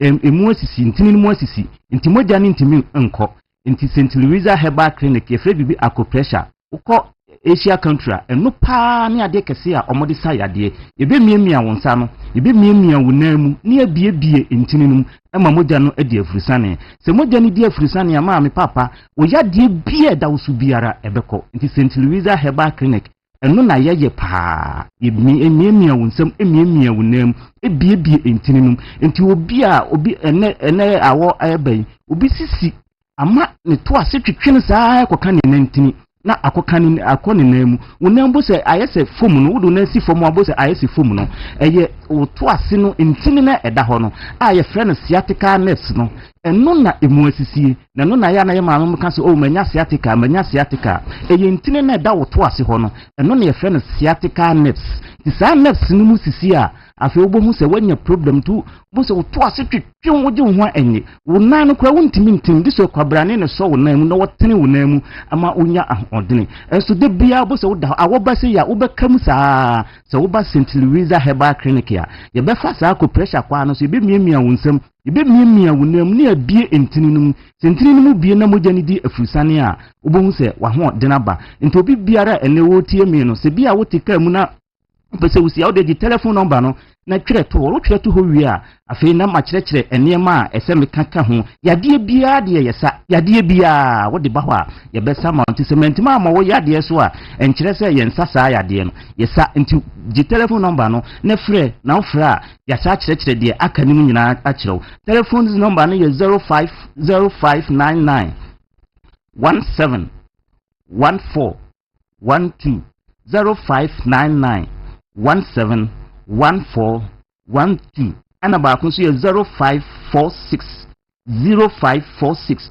242343 0546 242343 and about 0537 029464 sa telephone number wo fa telephone number we ya na wa frɛ ye enka ha sei ye wo Taifa Burkina usi uko Mr. J Presby Church uduru ha obehu St. Louisa Herbal Clinic ho na ye wo kuma so de ye wo tech Maziman Going Filling Station anase Eija Going Filling Station Mazima going filling station anase hija going filling station udu ho no for affordable housing road no so ukọ nim kakra bi sane kwase bo kwa na yenkwanta miensa bo se fiefefefe bi si wa Ghana flag ye bi asisi so kama eho na St. Louisa Herbal Clinic ye wo na akra ha ye sa wo La Paz Tobacco Pharmacy opposite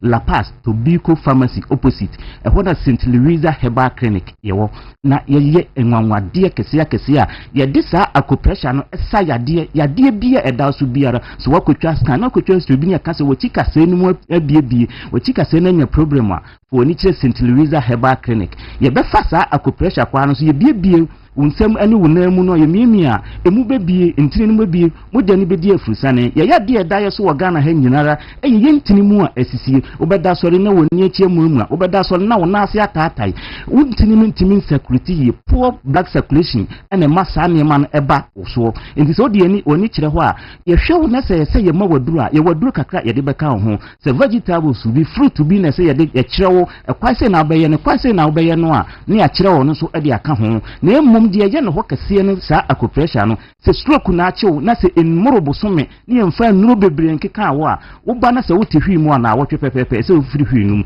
because untini mu asisi enti ye befa sa akopressure kwa no so abiebie wuntinum ne abiebie wuntinum mu a wo bon se wanya hoden na fe wasori na wo kro no enti obi biara wo tie me ne ene dayi no onfa na ni che St. Louisa Herbal Clinic St. Louisa Herbal Clinic na wo ba yade bia da wo so osa na da wo so afoni ekire ho typhoid na ye wa me se foni kire ho bibia yade bia da wo so biara foni kire St. Louisa Herbal Clinic na wo ba ye be yam obi ho be da so na de bia on de bia ni ti eye ne ya wodi wani kire ho a ye be miemia na ye bie entinum se eye se wo nupa no se wo yade ne se ye de aduro ka ho a ye de aduro be ka ho se ndi kwa se ye de aduro ka ho na ye akopressure no nko a na ye de wo to so a asa wo yade a ma ho aton ye ho ye tu yade ase na ye mre yade ase itu yade na ase kura because akopressure no eno na wo Asia country no omu yusu no mo wo be ko big hospital biara ho eno na omu ye ne kese pa ho nti ma in Japan for India for ne China for no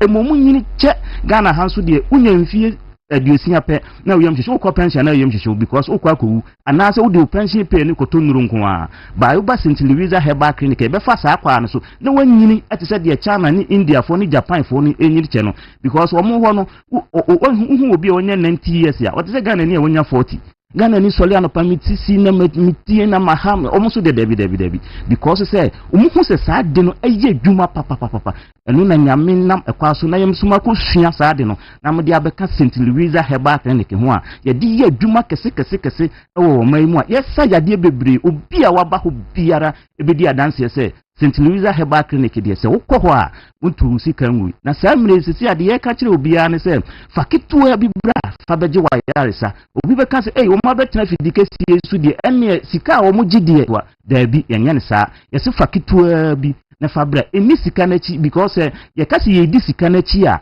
ene nke bi anka obi anya ahodene but ye ni sika na chi ayaresa no na yehia ye pese wunya yaresa na udi adanse ma yenso yenya animunyam entifo ni che St. Louisa Herbal Clinic fakitu abi bra na fa beje wa yaresa kakra bi ekuta obi ara wo de fa bra na de ba ayaresa bia yade bia da wo so biara yade bia ema no ebe 5 years 6 years 3 years 4 years amunya momensis no fo ni kire ho uba pe ebi adano a wo ba kra na sebi fa wo pa de bra wo de ba ho no a wo be momensis efi se oba bia wo tie mi biara oba bia wo tie mi ne biara se wo ye oba na se bia momensis no emayi papa ebi eba 3 days ebi eba 2 days pe na twa ebi won so aba 4 months 3 months 5 months na dantamu na etwa ebi won so aba 4 years 5 years wo bo hu se wo be da sori bia se wo bo so me be so wo bo se wo nantini eye wo ya pa wo do nantini si fomo a untimi saa ba no na me chache wo de bra because o menses ntina ma saa wo nantini ho no eye wo ya saa no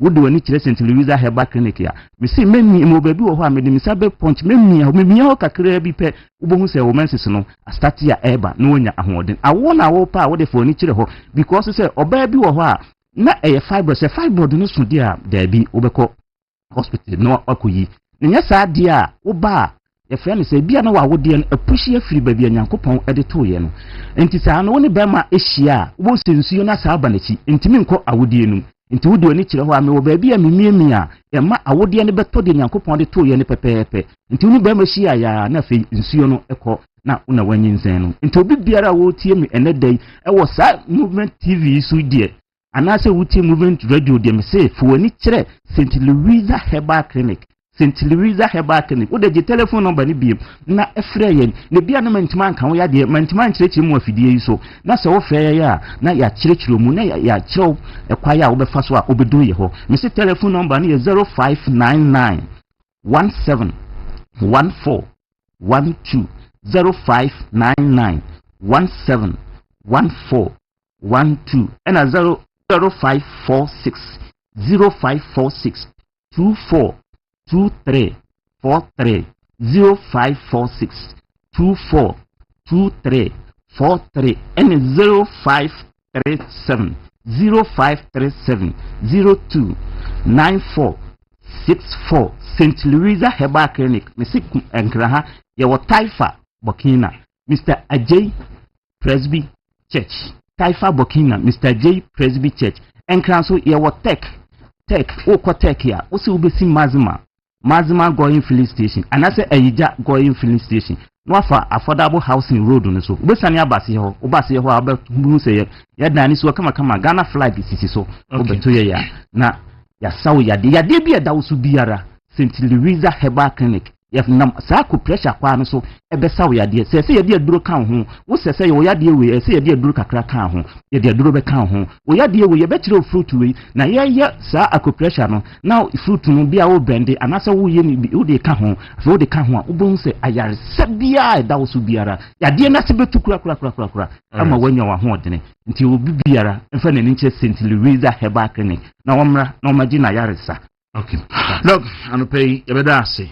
Ene ebre awode ba. Ntabusua into anamo na yeso ton yare a na wunya ano edru nti into anamo na yenko na yenkope ayahwa. Ha ye wuntumi radio 95.9 Movement TV. Nonkron abo apawosema mensa.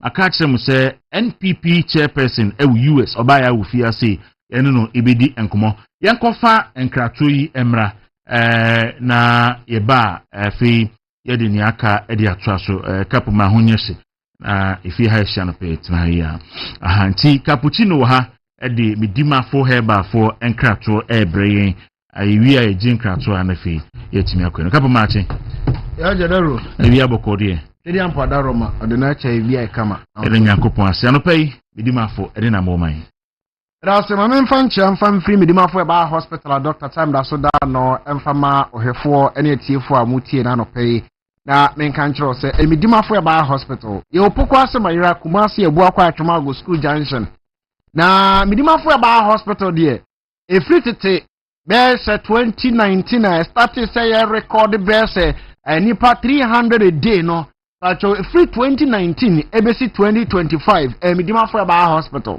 edi entia esan haban ni nuhini ni nubina hodo a Dr. Tam da so de ye adwuma o midima fo eba hospital nti ana yaresabia no da so gira nan so ebesi se me na okasai enu nti sa wo ba midima fo eba hospital no kwasem ne se ma me papa mini aba mema o wure fi se midima fo na aba mema o yem hwehwe mema obu ntutu ne san se o ba midima fo eba hospital de ba akore se haban na ye de ma onu ne ye ne mu onu ni yade so yare ni nyina no kotutu kama ama bibia akoso pepepe wo ni paduanum ni etie no se ka esei na se nipa da se ni etimi repair ka na ma ni sini namu bie mu de a ene na onyankopon tumi nti o se odi tumi ni nyina de ma Dr. Tam da so se onfa haban ni nubira ensa yare ade ba akoro se ukasa na haban ante ukasa anase wonso wantumi ante haban kasa very difficult so betimi ade haban asa yare obekasa na de nti na ukasa ase ni nti ameka asa nyina no se bia na obekokwaye mu se okokotete haban obekona na haban na wose otete no na yare ewom na yare abaso nua na opese ode sa yare no se bia no edi mfie bia yemfa nsa yare ma no nyeye baresa nsa wonti bia kasa na wonti haban kasa na untimi no omun communicate ntino no atete san haban ne nubira no na de aba so de besanyare wa hodo eba sa yare ya no krampo o sa afe wa hwe kra wo san so de bi be kanipa no yare no ho medima fo aba hospital oba bi o se me mensese ma e de nti na o mensese ma mpa cho obi ho a bia na wanya air topic da air topic ni ntinom ebesi sabre o mensese ma ana se oba bi ho a ya abortion for best moja to for best 3 weeks saa de we nyina na koso woni padua ma mpa cho e de na o mensese na ebetwa e wa abra ema ba nya saa ne o ma we bi na to wo na se ye hwemu wo ni padua ye hu se enye kokon nso na e ya saa de ya de a pacho midima fra ba hospital say e o how bi a o mbia no obeyi de afiri ho enti one say air topic na unya ya eno ho ana se empo no wono wa anya air topic na momu uyi nyinsa guye for best 3 weeks moja tu eno ena betimi a kidnap wo moja wo se pie no na ma ne mpie enti sa de afabra midima fra ba hospital e pokwa asema ire kuma se ebu akwa atuma go school junction ade ba krisa no pay mene bema wutie mi be kasa meni oba nso wutie mu be kasa oba bi o so oni atenkan pa cha obra meni mafra ba hospital bema bi so o say besa bosome miensa ni doc me bema no entimi nsore anopai from that 3 months in nsore da we are bema na say ebo 4:30 between 4:30 5:30 na so bema entimi anyina sampa cha yare e na ato wo wa hwe yi a ene na no anu kojo to bema bi say yabo medua na minim krampo se atomadu nti na me be ama ntimi nya adwuma saa no mpa cho fabra medimafo na oyaresafo ye Israel hine aja ya wenya nkopon no na medimafo ba hospital so ade ayaresa ne oje ade be mawo maami obi o nya stroke na no achia doctor so ama 3 days pempa to no na betena be straight obi o kidney no yase asai enya yebiem na di kan ka kire o se kwasi bro ni yeka na ka asai ni nipa repair dia me ba cho ne yete no se yenso ye ka kire o se yenya ankasa ene haban ebetimi asa yare woni pedio san sa kyerosam no se muni ade aba na mfa haban no mfa nsam ho yare enti ade aba muye mu gina eno ana haban na yede sa ye ho yare e o medima fo ba hospital to na mo na bra pokwa asema ire kuma se ebu akwa atwuma go Street Junction e bia na obi o wutie open numbers na na yedi nkomo ye numbers no aba WhatsApp 0244 77 4282 0244 77 4282 and 0500 727215 0500 727215 a favorite number 0245 44 9592 0254 0254 44 9592 na oni midima for ba hospital edi ensawoso asiere makomakom ye no kumasi abu akwa atwumago School Junction pokwa asema ira enkrai na aria ba ko no se obi o a ose wono ankasa no nante kakra no abre afebo se na makoma we na ebo no peri pa afabra meni mafra ba hospital o pressure na down so no mpato pressure na tie ni pa pressure no doctor nti wakoma ne mfa mfiri ni paduanom na onyankopon tumi a ode ma haban ma ne ma anuhini ni ntino doctor be ma pressure na nyina mpato ebe stable na afe ababe normal no watumi dia djuma medi mafra ba hospital Fridays and premium service obi ho asiment me metro ho for best 1 or 2 hours and say na doctor aba hweme me pese me ba ya 5 minutes na doctor hweme eno na me catch us premium service no ye numbers no friend numbers na kasa premium service o pese oba so on Friday eno no 200 Ghana cedis for registration doctor for limited number tinie pa on fani pa bebre on Fridays esa se bi wo ha o ba for review ebinum so era so da on ba be gi aduro ene nto fa kakra bi na omamo numbers na mo de afra se da be ya wo so be ba na doctor atimi ahwe na mo safo no be friend numbers na afei waka kire se o pese oba for premium service Friday no pese oba for premium service na pese oba normal hospital na pacho so betimi aba ade ba ko se ma me papa mini aba o ko hospital a wonante ba bia be si bia be nante ko hospital bia no ka kire o mo se tena se kakra ansa na twen se da be ya nurse no be ka mi o mu nyina down ansana ya check o vitals no ade ba ko se wan ka mi down a wan hwe ye be check no na bibia wo soro e be mo aduru a ansa se ade ma wo eno nti sa okọ e ba o se okọ atodoso bomodi ansa o be duru no be tena se kakra for best 10 to 15 minutes ansana ya check o vitals no area ma o pe mi di ma fra ba hospital check kwa am se o pokwa se ma re kuma se ebu akwa atwoma go School Junction se kwoko na tete wa oba kwoko timi yawo bema koko timi yo menstrual disorders afabra me dima fu aba hospital me pa cho se oba me dima fu na se e ma wajira machine bi so ana ye de machine bi show ni padua no mu a se no so sanya machine na esa yare bare mo nu bra ni nu hini ahodo a me dima fu aba hospital doctor time da so di aba no eno no de esa yare oyare safo ne Israel hini nyame nti na oka kire odifo Isaiah say ebra na na manfo su no no mu nim se yare wo ahodo atu atese no oka kire nse odifo oboru akwa yenim na 2 Kings 20:7 na oba no odi numbra ne haban ahodo na de ba ye ma me papa mentena so se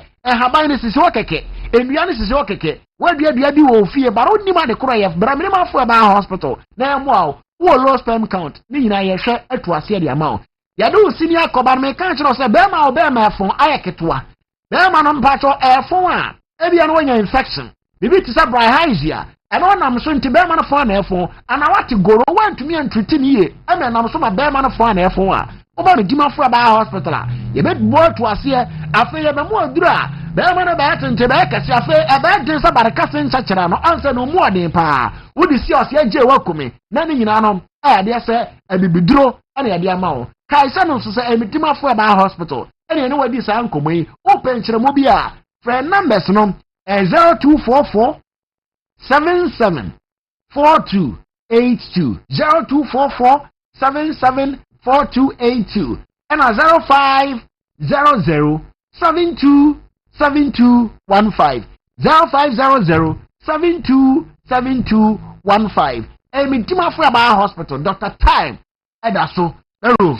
All right, Kapu, me da say so obja cappuccino any atene kan kofa nature medics na iwia yemfa ne aka entwaso ye ba sisi anko baby medics ase ebre watiefo ene wahwefo nyina gasto mixture eye wo yafunu yade aduro mapa sa wo yafunu eye wo ya ahwehwe aduro friend sa gasto mixture ne nonnom sa ye typhoid fever ena ma wo yafunu eye wo ya waduro ene gasto mixture say ulcer and ama yafunu eye wo ya no madure fe ne se gasto mixture ebia typhoid nti wo yafunu ya wo ya wuti epai wo ho ayesese unya gasto mixture ibi na wono nomu a eye typhoid no afri wo so ekọ typhoid nti wo yamu ehwie ensa bia betie gu afuru so ene wo boso ohonam ina eye wo boho ohonam ina wa ye weak unya gasto mixture ni bi na wono nomu ebe boa wo ayisa wo ha no de afri ho no mo eye ulcer enti ama wo yafunu ya wo ya wo yafunu ya wo ya bia ne toma na yafunu ya wo ya ekom de won so a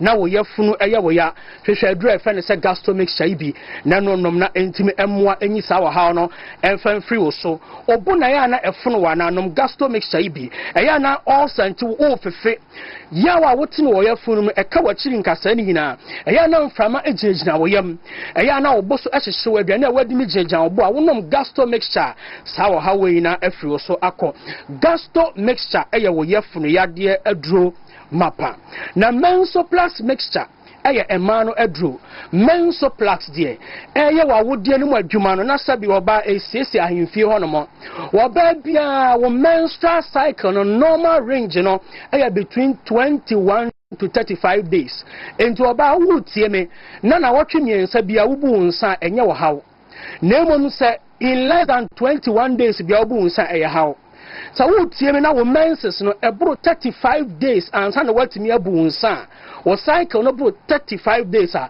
hwehwe edu efe ne se mensoplus mixture ni bi na nonnom ebeboa wo yie pa na se bi kwa wo wo so wontimi mbu nsa wo so a wo check ya wonyam no madu efe ne se mensoplus mixture ni bi na wo ye family planning se si abakwa yi enoma na wo de ahye ni padua ni family planning no wajai o person ka wo nsa buo na sanso si ne dada mu na nka wotime wo na nso entimi ma ne sa no edu efe ne se mensoplus mixture so wo bu nsa na ya kakra ewo mu a wadro ene mensoplus mixture yese eye wa wodie no mu adwuma no na esiesie sabi wo ba wa hemfie onso e de ama so wo bu nsa na se ebada kro pene atwa ebanso aketua bi ebada mienu pene atwa ebanso aketua bi scanty menses wonya mensoplus mixture ibi na wononum ebeboa yi sa wo ha na firi ho no mo ebia na wo de ensuo bi na egu wo ensuo bi egu enkekaye ewo wo so wonya mensoplus mixture na wonomu asa wo ha na firi wo so akọ mensoplus mixture ɛyɛ wa wodie no mu adwuma no na esiesie sabe ɔbaa wa hemfie hɔ no mo ama bibibia ayɛ kama ɛde ama wo na adura yɛfɛ no sɛ prostaplax mixture ɛyɛ ɛmɛɛma no aduro prostaplax mixture ɛyɛ ɛmɛɛma adura ɛyi dwonso mu haw ɛde afiri ɛmɛɛma so ɛyɛ prostaplax mixture sɛ wokɔgyina hɔ sɛ wowɔ dwonso na sɛ wotwɛn minutes bi ansa na dwonso no ahyɛ ase sɛ ɛfuro a ka ho sɛ woyɛ nya prostate ho haw wonya prostaplax mixture yi bi na wo nonom a ɛbɛboa wo ayi saa wɔ hawwei afiri wo so ama ho atɔ wɔbuo no mɔkɔgyina hɔ so wɔ dwonso a bɛrima gye sɛ wɔkye mu ansa na dwonso no aba yɛfɛ no straining hwehwɛ adura yɛfɛ no sɛ prostaplax mixture na nonom obi nso ma sadio ne johnson no bema wa johnson na eba na ese pipe a etwa entimi flow ye stream no e weak wunya prostaplax mixture bi na nonom ebe siesie ne kama de ama sa wo johnson na wo feel the discomfort kakra e wo bema mu a nom edu reference prostaplax mixture wo bu ho no makakra da no akwa johnson sope wabɛtena ase na dwonso saade no na akwa dwonso sope efe ne urinary frequency nom prostaplax mixture na saa wɔ hawe ebe free wo so akɔ okɔda na dwoa Johnson kete enyano no akɔ Johnson be 4 times 5 times o prostate ho na ɛyɛ aba wɔ haw no madre friends prostaplax mixture na enyi saa wɔ hawe emfa free wo emfa ma na obi nso wɔ no ma Johnson kana no wɔ ntutu America no wɔ ya Johnson agu no ho obu okọ obedu washroom no adwon so agun efe urge incontinence non prostaplax mixture na enyi sa wo haw no emfa free wo so emma na ho nto na de tie ne se sa wo haw amebo boss wo memma hu ya fa prostate wa ampa emu a ebetima akofo haw kese e de abro ebedu ba bi na rubber bi kwa na de ba beto obema mu ama akofo haw bebre e de abrewo na tie prostaplax mixture no the entire are different from a new prostate one juma ewo edwaso nyina ene se prostaplax mixture e contain a new ahodo bi a ene na boama prostaplax etime bo adwuma sa wo fa garlic contain allicin eno na aduru ewom wo fa ginger contain gingerol eno na aduru ewom wo fa neem aduru fa ne neem e contain aduru fa se azadirachtin eno na aduru ewom etinya aduru no ne dua no aduru no ewo adua ne mu na eya prostaplax mixture enu ewom a e ma prostaplax etime bo adwuma a me kan for dia ma ono eya julocrotin any scopoletin and only a no me never be your prostate no adwuma ama sa symptoms amabobo so nyina everyone mako na bema wanya dwonso mu ha no oho atumi atọ julocrotin never stop the prostate from growing further and becoming large and the julocrotin no emma prostate ne enye kese bebre na scopoletin ne de sa wo prostate na ye kese a eba be ma prostate na shrink back to the normal size so the be ya wo dwonso ne betumi aflow na so oho atumi atọwo enu ndi sa wo nature medics for enupa bi atọ Oko Ainswell Pharmacy ewo Bogatanga onsa ebeka bi Charles Herbal ewo wa onsa beka eye Nature Medics for enupa bi eye Gastro mixture a eye yafriade afri enso na Prostaplax mixture a eye Johnson mu hawa afri emema so na Mensoplax mixture a eye emma fiti krom haw aduro no Oko eye Charles Herbal a ewo wa onsa beka bi oko wo Fakwadwo Herbal wo Tamalia onsa beka eye Mensoplax mixture, Prostaplax mixture, and a Gastro mixture. Cap Herbal ewo sunyane, Becky Frank Herbal watechima Kolinako Ashton, Misty Herbal ewo Ashton, Oka Wonsabeka Emroibi, Danny Herbal wo Mum Smart Herbal wo Boase, Gospel Herbal ewo Dunkwa Polina, Sapon wo Konongo, Anti Akobam ewo Nkoko, Benol Pharmacy, ewo Koforida, Repash Ventures wo Kaishi, Nana Boachi Watama Community 1, Ekus Pharmacy, ewo Ashaiman, and Abusi Pharmacy, ewo Cape Coast. So we were in Sembisabia obetimi afre number 0248 77 88 99. O pedro bi nso dodo atu obetimi afre number baby a wo no o pe baby a wo kwa obenya adoni bi ata obetimi afre number 0248 77 88 99 0248 77 8899 Gastro mixture eye wo yafunu yade adromapa Prostaplax mixture eyi Johnson mu how every emema so and a Mensoplax mixture eyi or how every eye emma efichi cross so that's a ne ebesan so esia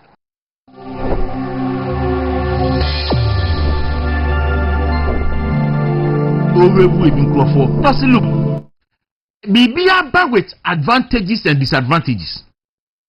Dr. Mahmoud Bawumia the vice president of the republic under NDC NPP ticket mo osan so here NPP party no 2024 presidential candidate moko grounds no mo say ye the banners asisi ho NPP mpanifo nyina ewo so but who say Dr. Mahmoud Bawumia na nifo nim adenti no bia nka say eye unfair say ye de obi ti say edubu ahe ye de obi ti say Jekufo ye de obi ti say Aliu Mahama ye de obi ti say Nana Akufo-Addo omo nyina mfo ni asisi ho na Bawumia de enim because ye hu say enfumuso bi ewo ho and man to say obia from the Bawumia camp complaining say conference na ye de NPP mpanifo edi party nanim running mates any presidential candidate ye de omo nyina mfo ni asisi ho na Bawumia de enim.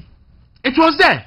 Nobody come, none of the Bawumia team members and Bawumia nemu complaining say party no discriminating against him. Because he is also the vice president, Aliu Mahama.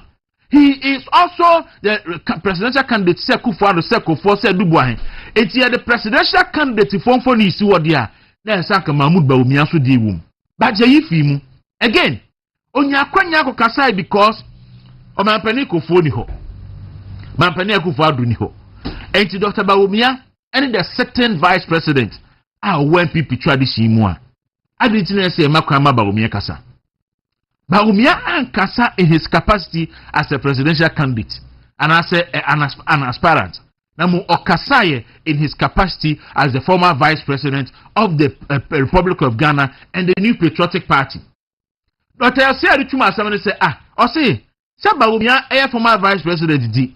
And until your program ni wiye no security for amona na shaka mu a wode na ekoi ono so disadvantage no me so de en na manya akwanya me nam ha me chiacha delegate na me nya wonsusu media for me ni omonsusu edi nkomo no sabre ya me ni media for me ni modi nkomo na me chiacha delegate Dr. Bawumia wo hefa ye na shaka mu ko it ono so the disadvantage en no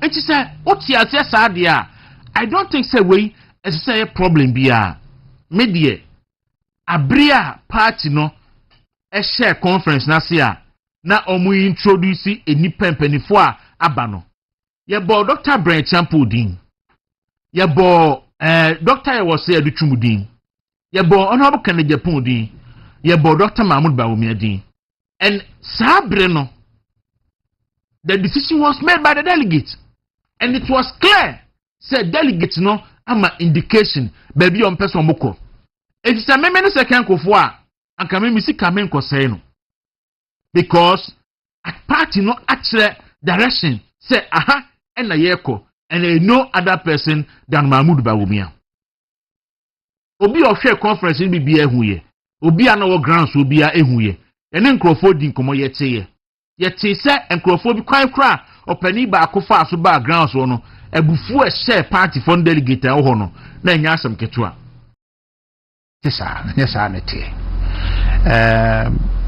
yes eso mo ye ne se oso mu bisa na ye chiri mu de ntia nim se de ntia ba ne sa na mo nim but e bia asem kanti omotumi bisa instead of say making allegation on combat ase who say dano na president Kufo ni ho yes wa kwantum Excellency Nana Dankwa Akufo-Addo lo ni ho ono so akwantum until the highest member of our party in terms of attainment in government and in party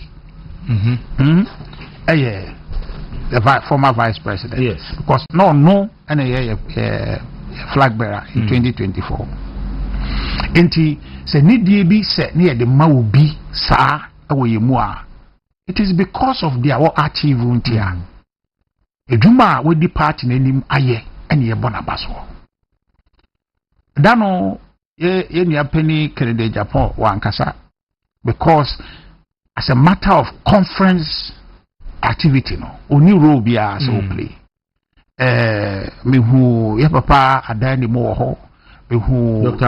Apreku ewo ho mehu Bra Champo ewo ho mehu Educhum ewo ho mehu enua pani Jogate mehu no but omudina omo sefata but omuni dwumadie bia wo program no so se omobeye na asat ye ka say ye ni aspirant bi o party ni ye interest na omo nyina show so until say be nomination no be a pick form no onye aspirant very well but what I say you say bia you see ma aspirant for be kasa ni ma ba ho kasa na ya am frubi okay but what I say enti no based on the debre attainment a we nya no ohia so okasa okay ya adia ya yes anya say I conference ya na ya start say vice president okasa enti ne kasa obeka yi eno no why and ask you say en favor no so we Dawuro ya wa ba edwuma say wona atena ha na woto obi say wa dey na Dawuro or kasa radio so dey bia o kasa JMBA radio station say en be kasa but what they say yes enti no eye ne dibre and the man kwan e man ko dra sa stage enye say obi a you obi per se or man advantage in fact me so me bisa akra say me call hono me hu say empanifo adi party nanim nyina mayo mo banners e dey sisi ho efi adubu ahebre so e be fa Ali Muhammad ba me hu ba omia wom eno kwa ya asem eti na me man tise ba omia nipa bia complain say mo mafe o mo say bia mayi ba omia fo ni dey film because once Ali Muhammad ye former vice president na ni di wum no then ba omia should be there in fact ma me kasa na ba ko sam kakra ho yeah. Because we share banakese na yeah ma ubia ba so we say the president ko photo ho and ya the vice ya papa Ali Muhammad to ho and ya de Nanado Danko Akufo-Addo to ho and ya the vice ba omia to ho set nipa bi ensusu ye say be run say interest or be run intino yen deny Akufo-Addo the vice president na into me into ya de to ho into hwe bana kase no so a oboho enda ewo Akufo-Addo ase ho but ye be ye telescopic because the theme attention is this one ye be ye no na omumienu antumi mom nti president Akufo won de Ali Muhammad won de separate Akufo-Addo won de na ba omiaso won de separate no ofi anopapa matiko say then ena wakwa yes baumia of flag so and Brian ni ho and a friend said Cobra Japan ni ho and away ni ho na we ni ho na me say na pictures ya nyina de adadafo nyina abamu no uhu ya na uhu Ali Muhammad say Ali Muhammad den was vice president baumia ya den vice president the president wo ho ana say president ho enti ene ye ne sa o say da bi da o say na hwan o say hwan ne frɛ me frɛ e call me ja call okay o dia say okay you see yem penesa yo enti yen koyi ho na ya say okay ye bokɔ akoyi but I say ye printiful for edition no ho amasate call you see hey we say why you say ono so support na you say die enti na ade no wo still na onya yi and no be 2 minutes echi na committee chairman the friend planning committee chairman friend and I say asem we aba we consultation bibiri enti no de be boa ne say obi enya nyina so bi mbeka say conference yi mo ye de promote obi no yenyin free ho but that wasn't fair. It wasn't fair to Baumia because once Ali Muhammad is there, yes, Baumia should be there. Yes, but this is to tell you the extent to which our planning committee the process at the conference no will be deemed because balanced. When you say whatever you do, be accused.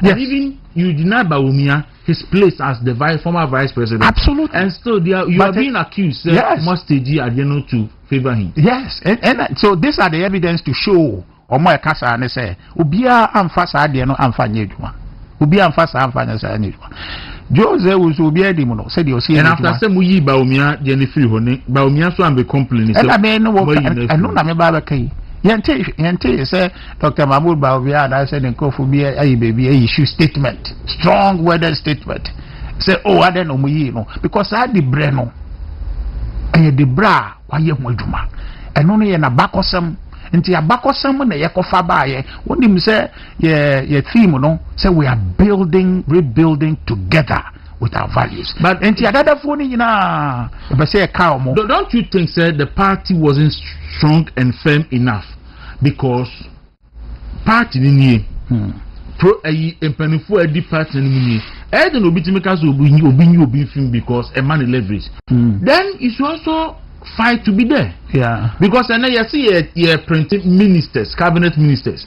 They are printed you need Ibrahim Champion firma because was so interested. I don't think you'll be happy. Yeah. But you see, and that calls for leadership. And I think say no say about Baumia Nabaso no mu ebo na baso na ebo ni team na baso say o man fa ade we anyasem because o mo pe party ni nkabom mene chairman committee chairman share ya papa jo say wo so share no ni appeal say yen pese obi benya nyina so bi kra na waka say conference ye support obi eventually no eno na amanfo oka but you make sure say you be take effort bia to take away that senka wankasa ena ye anyi sa flag ye mfi ho omo ka no mbeka say o na ba omi ankwa ye de ne flag si ho ne ya fa obi e de esi we were told kra say modi accreditation ma enkrofo mo mba ho be tie ba omi app me tie ya na say me ba kra na me ka o paper mo e say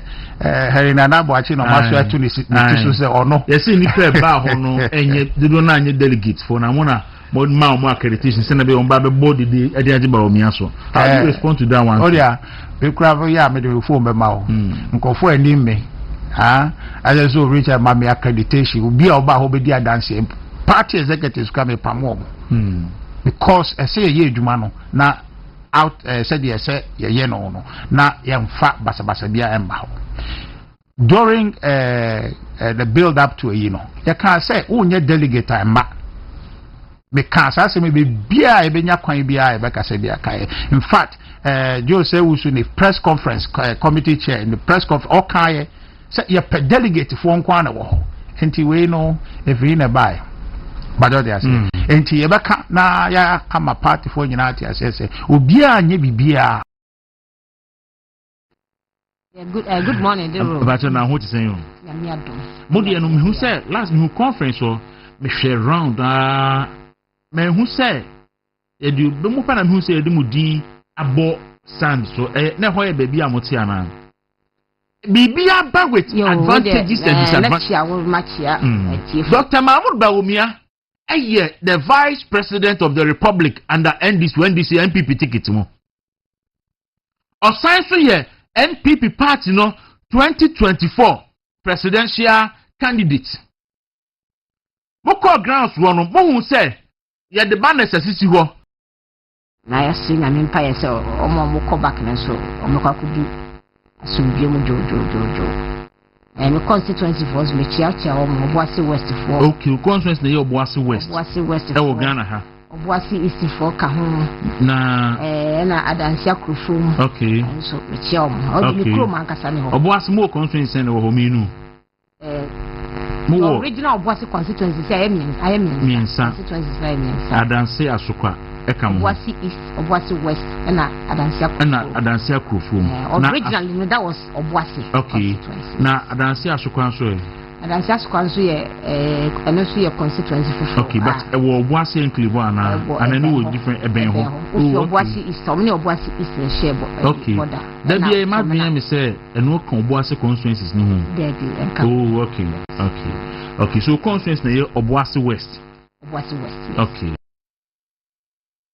Adwuma wo US no saa na wo ye ho adwuma Obuasi was me no mo edin kita ho pa brand bia no mo din kita okay election side okay mo adwuma no that's for ma mo leadership no mo adwuma na edin ho because this year abasan this year dem ma baba we ni first one our ba this year January okay last obeto abawi na ko January and wasan ba July yes na so ukui no obesan ba o asana bronya wasan ba bronya na ti afibia otime ba ben pensen afibo ha me ba twice go ha in fact 2024 the MSA about 4 times.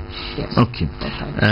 And yes, be out here in America, but diaspora for leadership and for booming papa no okahu.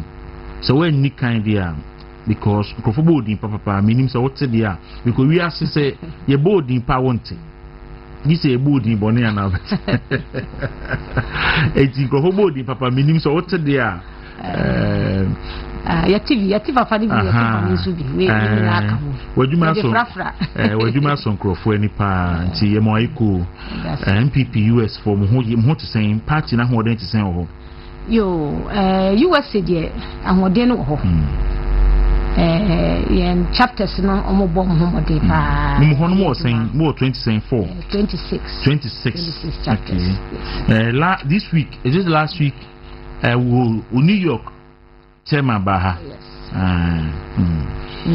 So one homo de New York for omo ye dwuma de pa. It's more 26 chapters. 26 chapters. Okay.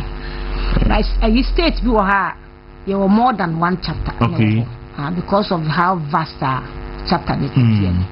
Because from one end to another, no go cry. Old driver cries about 4 hours. Okay. To get to. Okay. To get to the other. The next city. Until over a place like Texas, I have 2 chapters. Or Texas.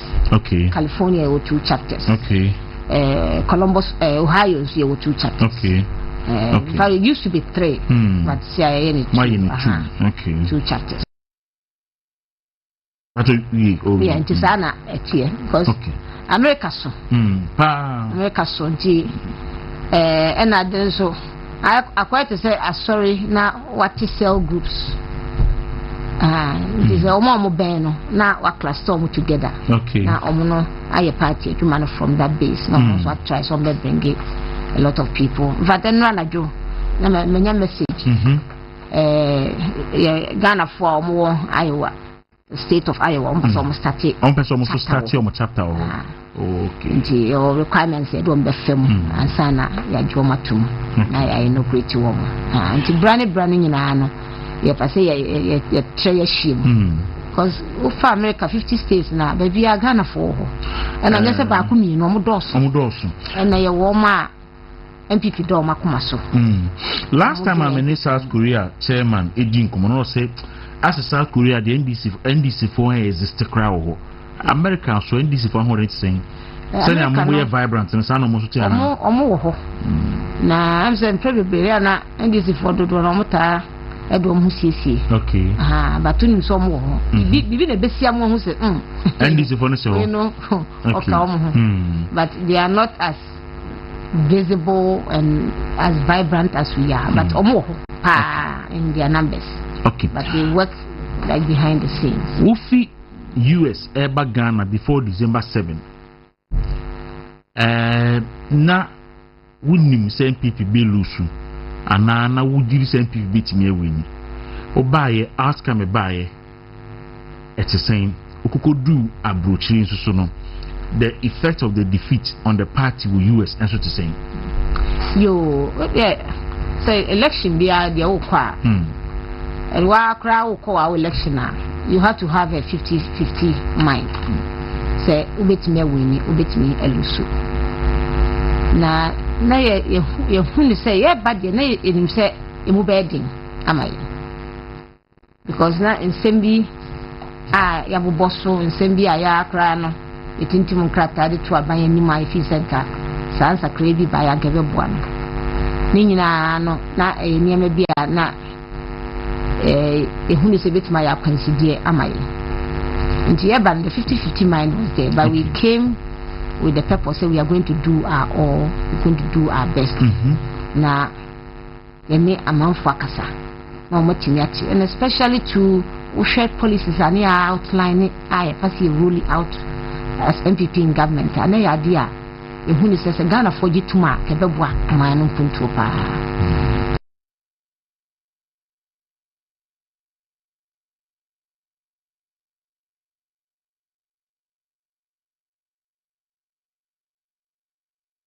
How is he boa?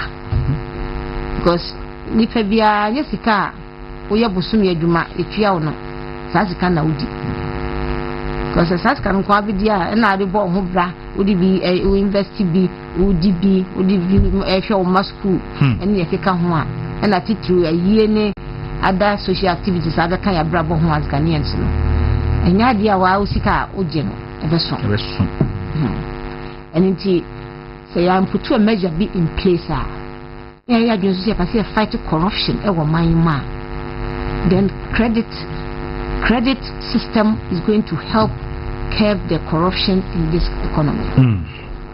Because if I know children na sika bi aba sin nsem a obedi wa hwe a onka so wi aba obi ho ansis kana na afa ne sase obi awu pressure fifie ba also obi aye also obi ko ayi put so much pressure on you to a civil servant or a public servant we even wa wadwuma wa hwe ubehunu na o profit kra no wodi amanasa brosuma o capital no udi diko anything when policies are outlining and na ya dey antibiotic the Ghana quarantine and so we are determined say no matter what we are coming down we are going to sell that message of hope to Ghanaians and Ghana former yakwenda it not transform our minds so the 50-50 mind no was there against the backdrop of Niaman so ani efi say Abino could have done better.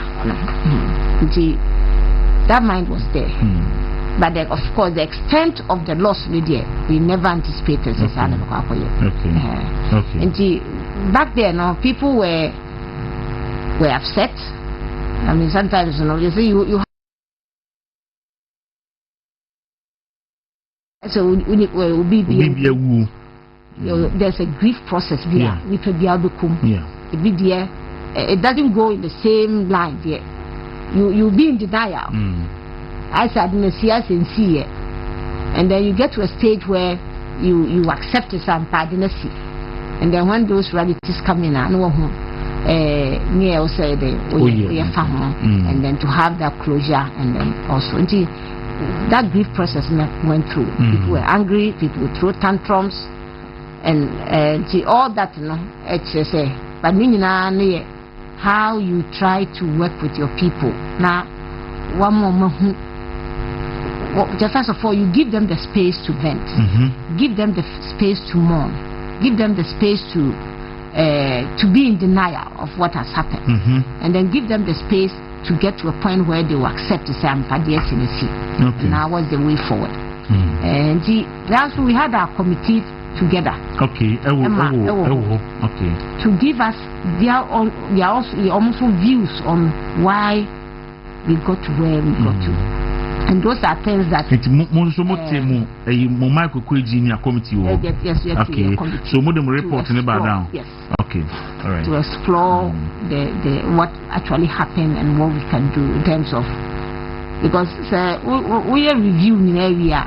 The review is not only to say I'm going to chastise the system, but in making what are the lessons learned from those reviews, suggestions, being new innovation, being new ways of doing things, being media because once you get to understand these the times we are in now, and every month was show in the way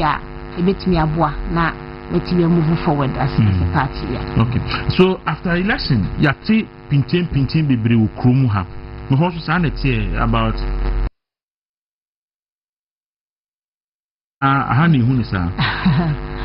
Well, as far as USA is concerned here, discipline is number one thing. Okay. You cannot be in the party and just think say you can just act anyhow. No. Okay. There are rules, there are regulations, and so until say party be makwa say yen start be but you're underground, then you know be a new problem. But say you are openly on USA sanctioned platform now there be the amount. Same thing for why only do. I am running the okay. Oh, so I'm running so Ghana has so many quarters in running it take a stronger and it doesn't help anybody. You know, because as it didn't be a because party no issue caution statement therefore after elections cautioning people say mamunye say and people still do it and we don't sanction them So once you're able to keep your say how a branch together now under control, nature say you are doing something right. More recommendations no more okay committee report no you publish here so ye hunia a womb but in say party no take some steps to correct near course no e bi ni say early conference for the presidential e bi ni say party na koye amendment e constitution mu mini hu say momodi bi e womb mo makoma tom yam because na mini say mo demands bia abrochi for modeba per the amendment here ni womb no mani age ho and so share MPP USA and their stance on participation, inclusivity in the electoral process now, internal electoral process now. You've been very, very vibrant. Okay. Time you lose the election in 2008, and you started that advocacy. So if we want to curb manicracy in our body politics, and especially within the internal context, then expansion of an electoral college, the boy. And so we saw that in 2008, and a community in the constitutional amendment that was done in 2009. The device said 1 member, 1 vote. A vehicular to explore it, take advantage of it. A bit mam abwa. Ama cable manicracy dominating and body politics in general. 2, the better party no ama financially no. It means I am more financially independent or sufficient. And then 3, a better means ama the participation ama for how can or party needs bit my akoso because so be several party over the years, the cheating of war, party. Yes. Once they leave the leadership scene, then they are lost, they are thrown away. They are not contacted, they are not brought involved. But the panel party anymore paying at some level of the party structure. It shows say we can continue to tap into Niamana. And I said, I didn't win mono. But to train not baby no folding arms not already mobile. It's not inclusive enough. And one more I dream public crowd until me then and from back table so and more party. And into young fa or monka. Now that's a party I teaching so this kind of teaching. We look at the democracy and expensive and all that out. It's very, very expensive. Even your whole cry a year is a lot of money. But no be and so the political parties there now. There's a 24/7 they are raising funds. 24/7. Even if it's just $5 cry. Asking so if they can get even 100 people to give $5 recurrent every single month continuously, the party is getting money. So yes, constantly without stopping. But how do I say it's can be resume election best one? Which but the party has to run. The party machinery has to run. There be a individuals being a deal mustache or butum. And this all your sons were manipulative party in any government. Yes, and this all your sons were now one ma ubia and only part of the party. Now, for you, Paka Krebia or Mubotomia, which they use the food. First of all, how are we even ensuring accountability of the Sika Econ? And now, we cannot be who own the party, of course. For instance, Usikasa, what's some years? Who fight BBM at 2 tables why I could make the key decision. Who can as some crowd be an overbearing of the fact? But to be a little bit of or no sooner contribution with my boy financially. If he's a very my party, let's make an answer all the time. Yeah, let's say you are Bama party is doing well, you are Bermudia, then the party is struggling. It shouldn't be. So constantly, we have to have an look I say an item liner in our financial statement dues from members. But as a party, we need to have the mechanism be a bit my the dues. Okay. It is a medium phone, so I met me the monthly dues. Why not? But me now, the another party in Shisha, so making sure say the platform, there's a platform there, and then there's some financial accountability at certain level. That Abuama, when the GDO Musebetia, also when the GDO Musebetia, meaning I never my party no financially I is strong. Now I also more sustainable. But more vision of one man, one vote, meant me, but expansion by and we okay. Okay to some extent. And they say one member, one vote number. I'll share the committee, no, report and the motion. The Komoka said they are giving themselves up to 2028, which is good. But at the end, a binding and said 2028 now, some like kind of them. Because in 2009, that was the same excuse. You need a database and put two together, and yet we don't have a system to be able to know all our membership and all that. And I get here. 2017, it was the same excuse. Now it's the same excuse being raised. So the question is, what is the assurance? What is the assurance? And today, at the conference, there should have been a resolution passed. Okay. I bet you binding to bind the party leadership. So within 2 years, they should put the infrastructure in place for one member, one vote to take place. I think that was a missed opportunity. Okay. But of course, the way the whole process was run, it made it difficult for such emotion to have been done. But at least there should have been some resolution on, because Samaka said, one timeline up to 2028. Yeah. You need to because have 2 years ago, you almost share process now, but meaning what happened the more abandoned process no halfway. And we are hoping say but the resolution binding party now and complete and no more and share also the timeline cry any adeba. But I council meetings and member of council. Yes. Okay. So I think some meeting me push through. Send the second highest decision making body. So be a bit to make the resolution no and the Kwaku show na omo hwenye ho adwuma. Nti see your mama saying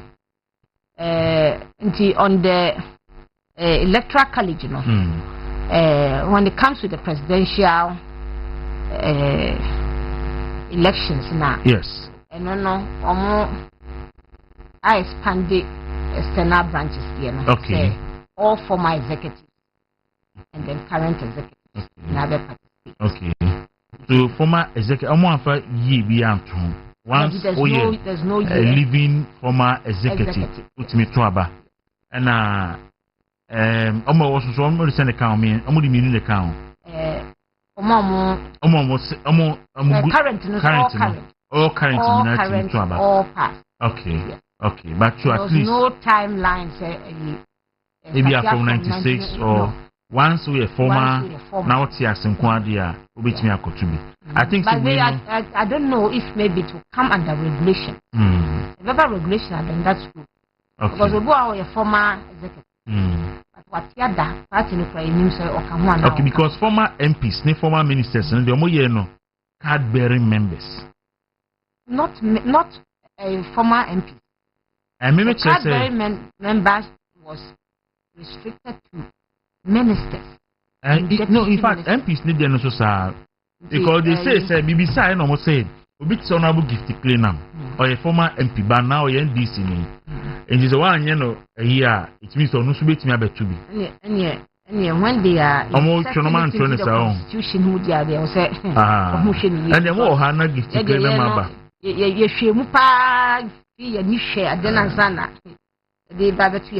Okay. But how it is worded in the motion, card bearing member no link MMDC because they know some ministers can be appointed members of the party. I think that's what they were trying to emphasize. Okay. But if it covers them, then inserting it in the constitution so clear. Otherwise there has to be some resolution, some regulation around it. Because I don't think that it should just be blankets. Okay. No, a former executive, be a currently should be a good standing, not just a card bearer member, but a good standing. A good standing. Okay. And good standing has been defined in the constitution. So that people know say our responsibility or obligation being suited to the party. Ebiaka Eli Congress no asem. Menim wo view on early Congress. And the early Congress, I'm so sure right after election, na party 40 goom, noise all over. But as a party, no, and me, I'm bold and fearnency from Ankase enough because we issue caution statement. Now people keep doing it. Now you don't have the courage to call people to order.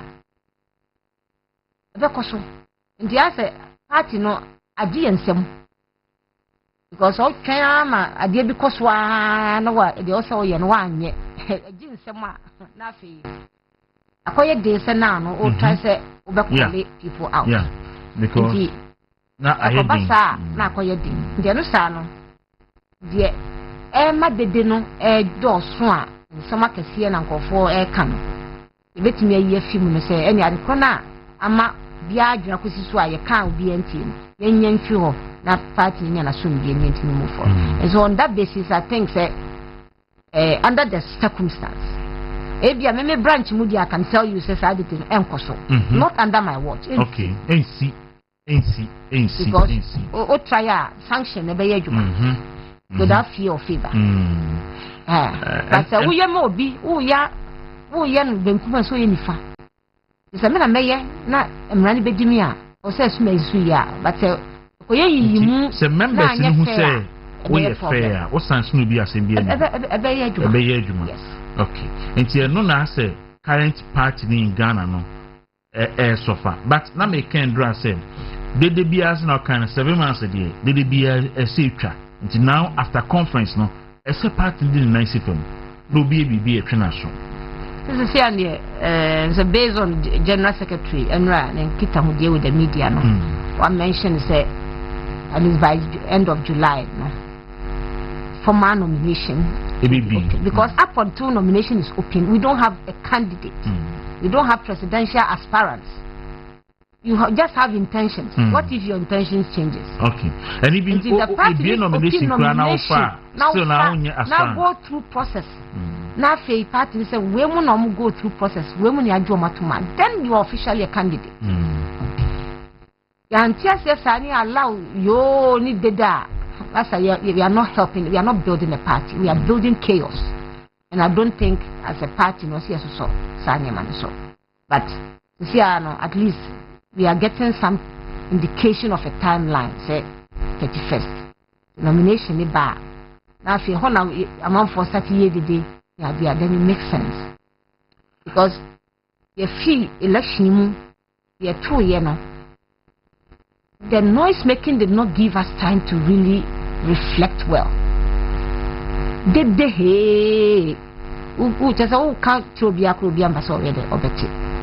I think that I'm lying. But I will put it squarely on leadership. Say leadership. Almost the caution statement, but it should have gone beyond the caution statement. Now can match some semblance of peace. Anyhow we can get ourselves back out of where we were. But my mind is have peace of mind, and I don't think that it helps. For me, no, it makes sense.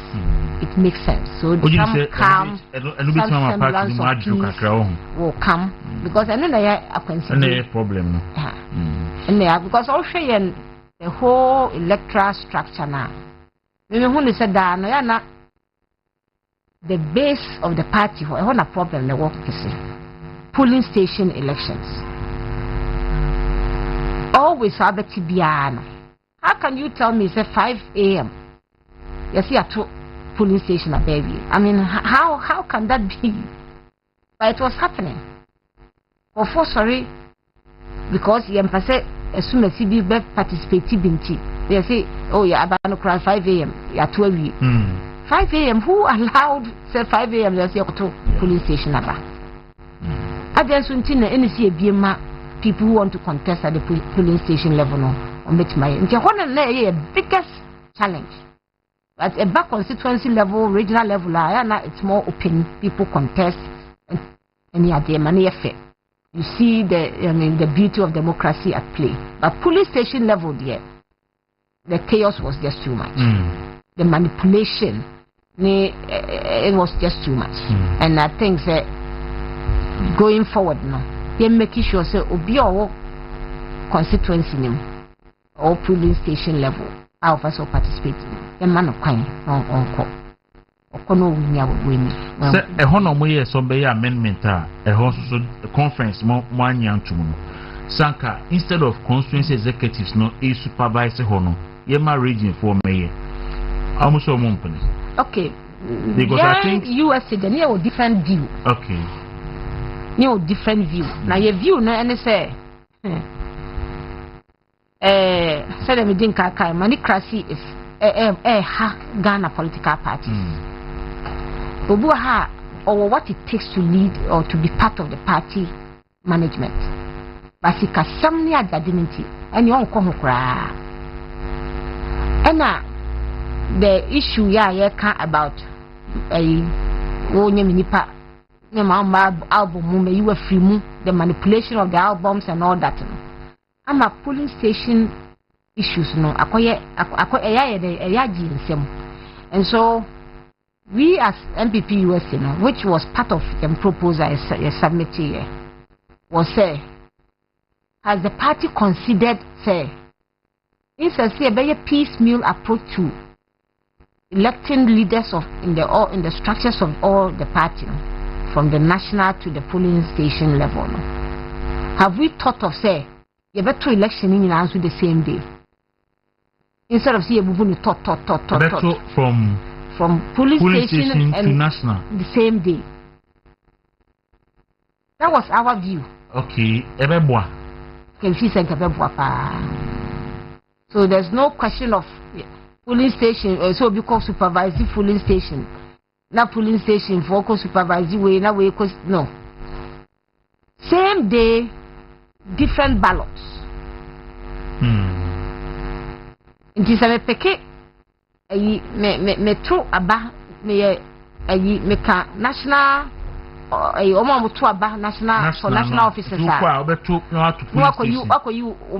coordinator constituency region national exactly yeah my electoral commission ahweso yeah tuning in the same day into the kwa say the presidential your presidential ballot and your parliamentary ballot when you national ballot to polling station to constituency one day no to region national so one day. Well that can be considered, but at least we were of the view say or say so that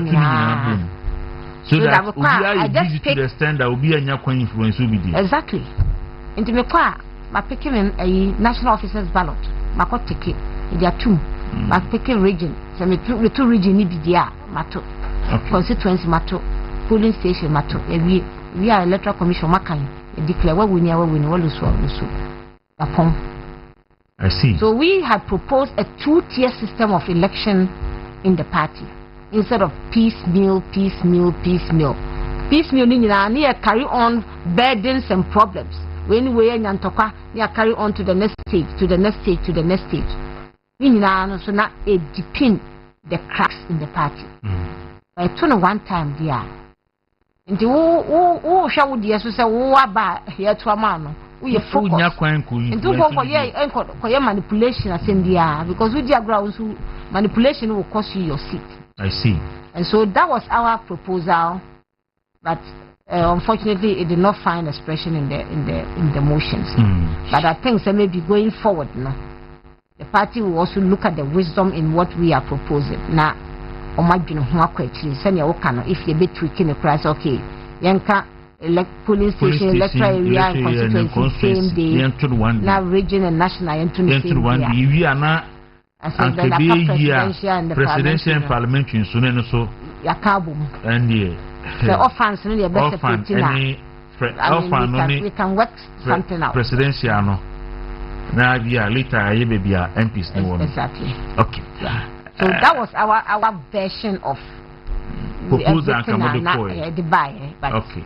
It did not find expression. Maybe they would think it may be too cumbersome. It's going to be like an all-day affair, of course, because you are doing it.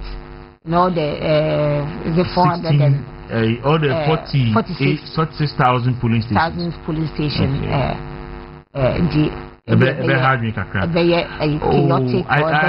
think so. Presidential and presidential no more to know.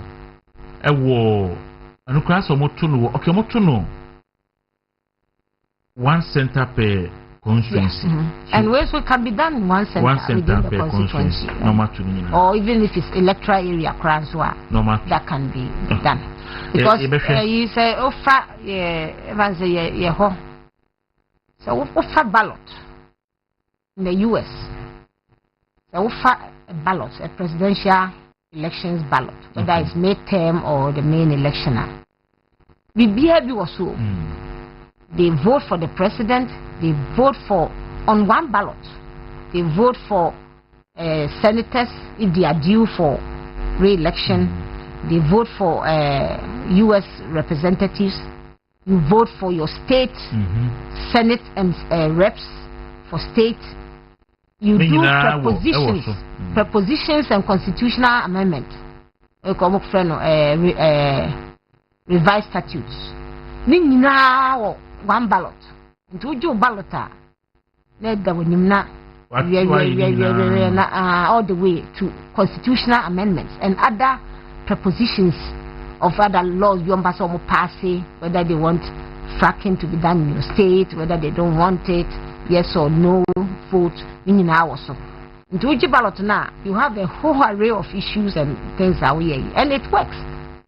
And so and it works. And so it was just easy for us to say, okay, have we thought of say piecemeal, maybe it's my one. It's feasible, it can be done. And in the answer we have to have the political will and then also the will with us say yes.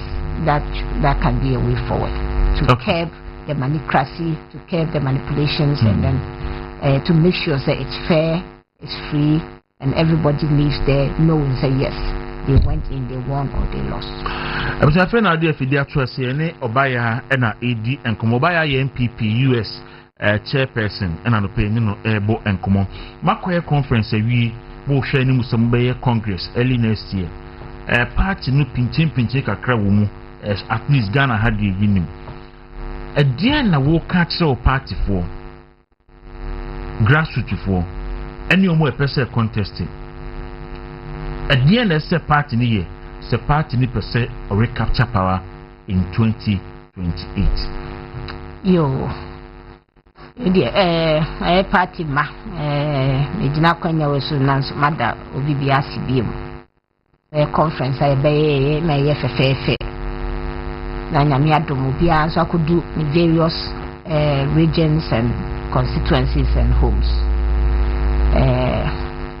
I'm say I'm a new cool woman. I always say politics, you know. A splint. And you say 100 meters. It's a dash. A few seconds, that is done. It's a marathon. So we call cross country. It's a long ride. A brave woman, a bamboo woman, and so come a woman. So be marathons. So here one line of marathon. Do maybe some you because the number are dry. In that race, in that political journey or political race, because it is not a splint in it. A marathon, yes. But be fatigued to a point where you race in crowd. otida because wakoma no boss papa as what me enso ko could do the finish line now abutre bi nso ye den wanim see it me here from that perspective emma the demand and then the impatience near dia the bad politics no the between na kakra because you here from that perspective and emma the way I share any man the way because of what how a trap party wa bre ho a na menya hwe saa o twen ho kakra na nkata man ko benya bibi no and we free mo na abo no kra.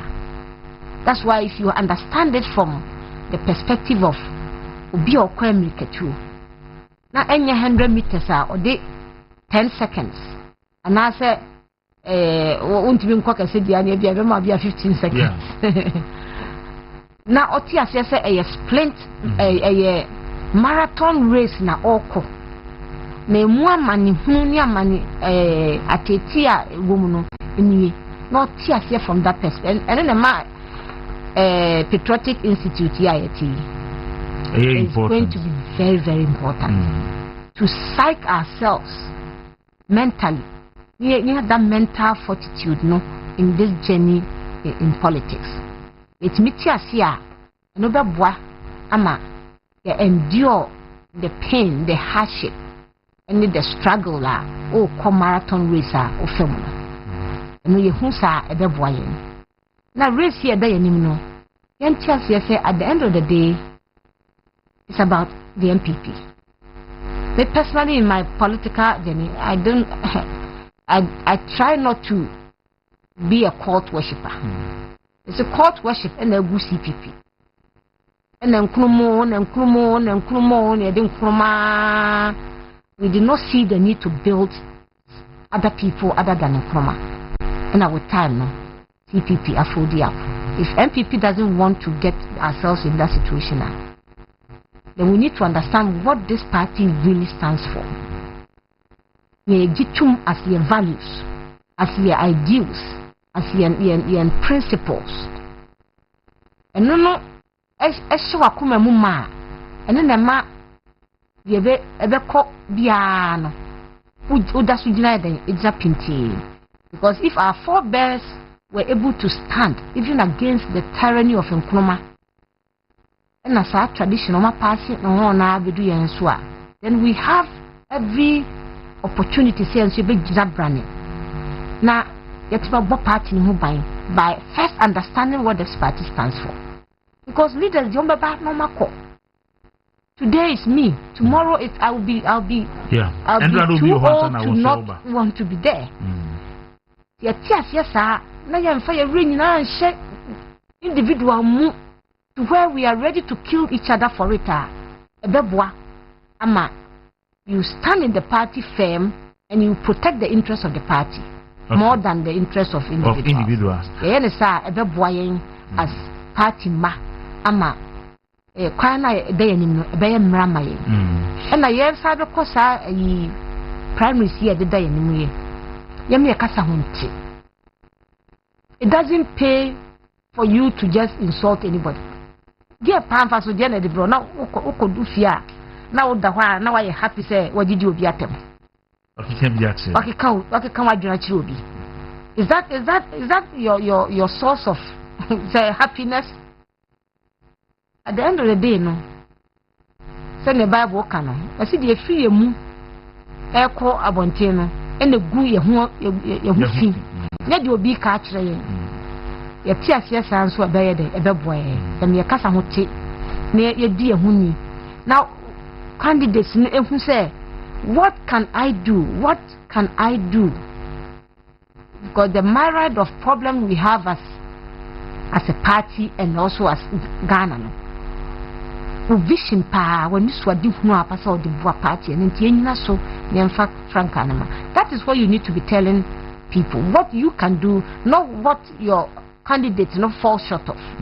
I believe see a tears here. Now we are yenisa. Ebeboa. I mean baby now we are intact, we are one family and then because okay some actually be a some you can't take it back. When you cut, we are only mean take yourself back. Over Jones are me who are, and then some put now yet too late. Social media. Exactly. It will remind you. You can't take it back, and once you are not able to take it back, no. Now, okay, someone nipano, obedi ya wa mwa, onti mi fancho. Na so the chalk runner onti mi the if we are able to work within that space of discipline, we are kasa mwati niate. We are the values of this party no are guided in what we do. If he say bebwa, ama the co-primaries no. Na bia ho anteche ma na bia come on. All right, yeah, dey come on abewi anasa John Bat Ado Ohio secretary of Semen Country so chiao and our chairman with New York Frank Entry of Semen Country say ochiao na next month no benya 33 years no. Yes, next month na MPP USA nyina 33 years. I mean we are as old as the party. Okay. But so New York, New York, where the New York for celebrate because New York was part of the first chapters and they want to because 30 years, 30 years. Even though 30 years general, but almost almost okay, Kenya almost at this time of the party in life. Any other into almost somebody be vicious so na rally all the base together and luckily with the timeline at General Secretary at today so it me be musa by that time so now at least officially no we will have probably our presidential aspirants and so all of them have been invited. It's their decision to come or not to come, but at least they all have we are invite Yeah, I'm very much in the know. So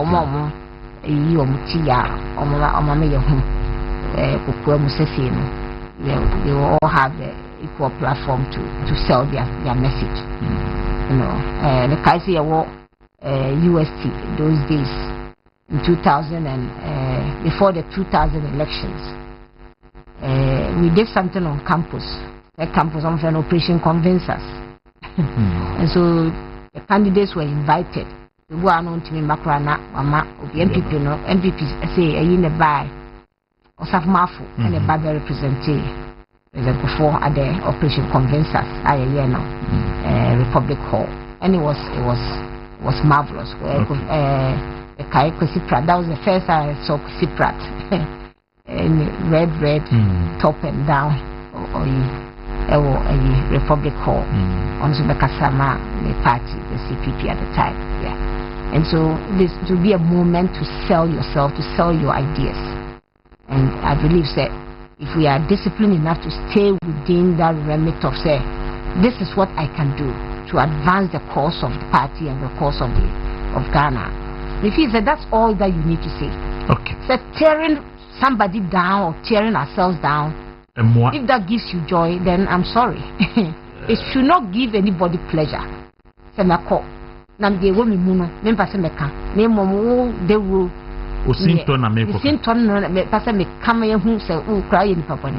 I don't think it's as MPP and where the leaders or our forebears, you know, or as a share party, we shouldn't get to that stage. I think it is below us and we shouldn't encourage it. Finally, make a true commercial baby and Krofu dear boo boo say, no buyer, Juma wa ye, a fake radio say uncontested view. I'm sure. Mrs. Tanso dear, maintains Wakasa. And I'm saying the menu with the same be sound. What kind of sell uncontested view? We just chairperson for US. Well, I say early days yet. Early days yet. Send Piano, Jenny Bia. You have to assess yourself, evaluate things. I think I've served MPP well, with all my heart, with all my resources, my energy, everything. Martin people more as opposition leader, and Martin people more as a party in government. And we see as about when you are building a party, now you don't build around one person. Succession plan is very important in this journey of politics, because so as you are going, as you are building a party, and you also have to understand that there are people who are also learning your footsteps. If it's a party, it's almost certain level. All these conversations, happen. Okay. And having served at the chapter level as chapter secretary for many years, becoming the branch second vice chairman for 2 terms. Okay. Acted as the acting chairperson for about a year, and then having taken 2 terms. 2 terms. 2 terms also. Okay. Meaning say who can microphone say na girl yi oh yeah then onya girls how that be about 50th birthday na 2 years ago. 2 years ago nti obaya to no 52 years sisi ya na ono kasasa nti wo hwe positions obobo na even such a person kura 2 terms 8 years mu na we and why some party no but before say wadwuma so ni and na God encourage about say oh yeah the favorite chairperson so before say adwuma na why na ka so talk us because musu nia enipa we experience so aye adwuma na msu e bi ana uwe bi ana ba be di national chairman ana say e bi a general secretary ana say bi a any position ana say bi a so constituency obo asese so betimi abe bi a ba so bi nya first female MP e bi a na waba so me did say wunya enkotena asese bi a ukotena chi but still e be hu say o participate in politics. Of course. Politics they say madam for lawyer na me nua bema on the down council or prenatal politician or prenatal MPP. Oh yeah then if it's the last man standing ubenya yenya ibegina as MPP4 no matter what. I see. That is how deeply we love this party. That is how deeply this party means so much to us, because of the values we share. Because of the values we share, and that values, if it's our patriotic institute, see starting near the when people get to understand what MPP stands for, I don't think NDC is a match in any way, shape or form. That's the you must say a Breno Asa, and Tiasa Common Medibisi has seen. We are told, say, and Kevin Taylor assembled the Supreme Court and make us say Supreme Court so na chair for the panel no Justice Tanko Amadu Tanko na AG Anko Ghana Attorney General wako na media judge for penny for no a omo tena saa asemu yi so no se mumma obi e de atemu adwuma na nim twitwifam se dia Kevin Taylor yi na enne mo tena asemu yi so no teno a sana matwa to ma na mo friend president na matwa to ye nyina be tena krum ha sei Adam say me da ase yo miss me da Nyankopon ya adoma so obetwen ma che se council meeting bi ho be ya ansa na wako okay all right so we odumadi fufu so okwa nyame fa nkudu na bibi anya kama nti me da ase Dawuro Chris Jokweku me da ase pani production team ni nyina Nyankopon ama me ni obehia ochena on movement in the morning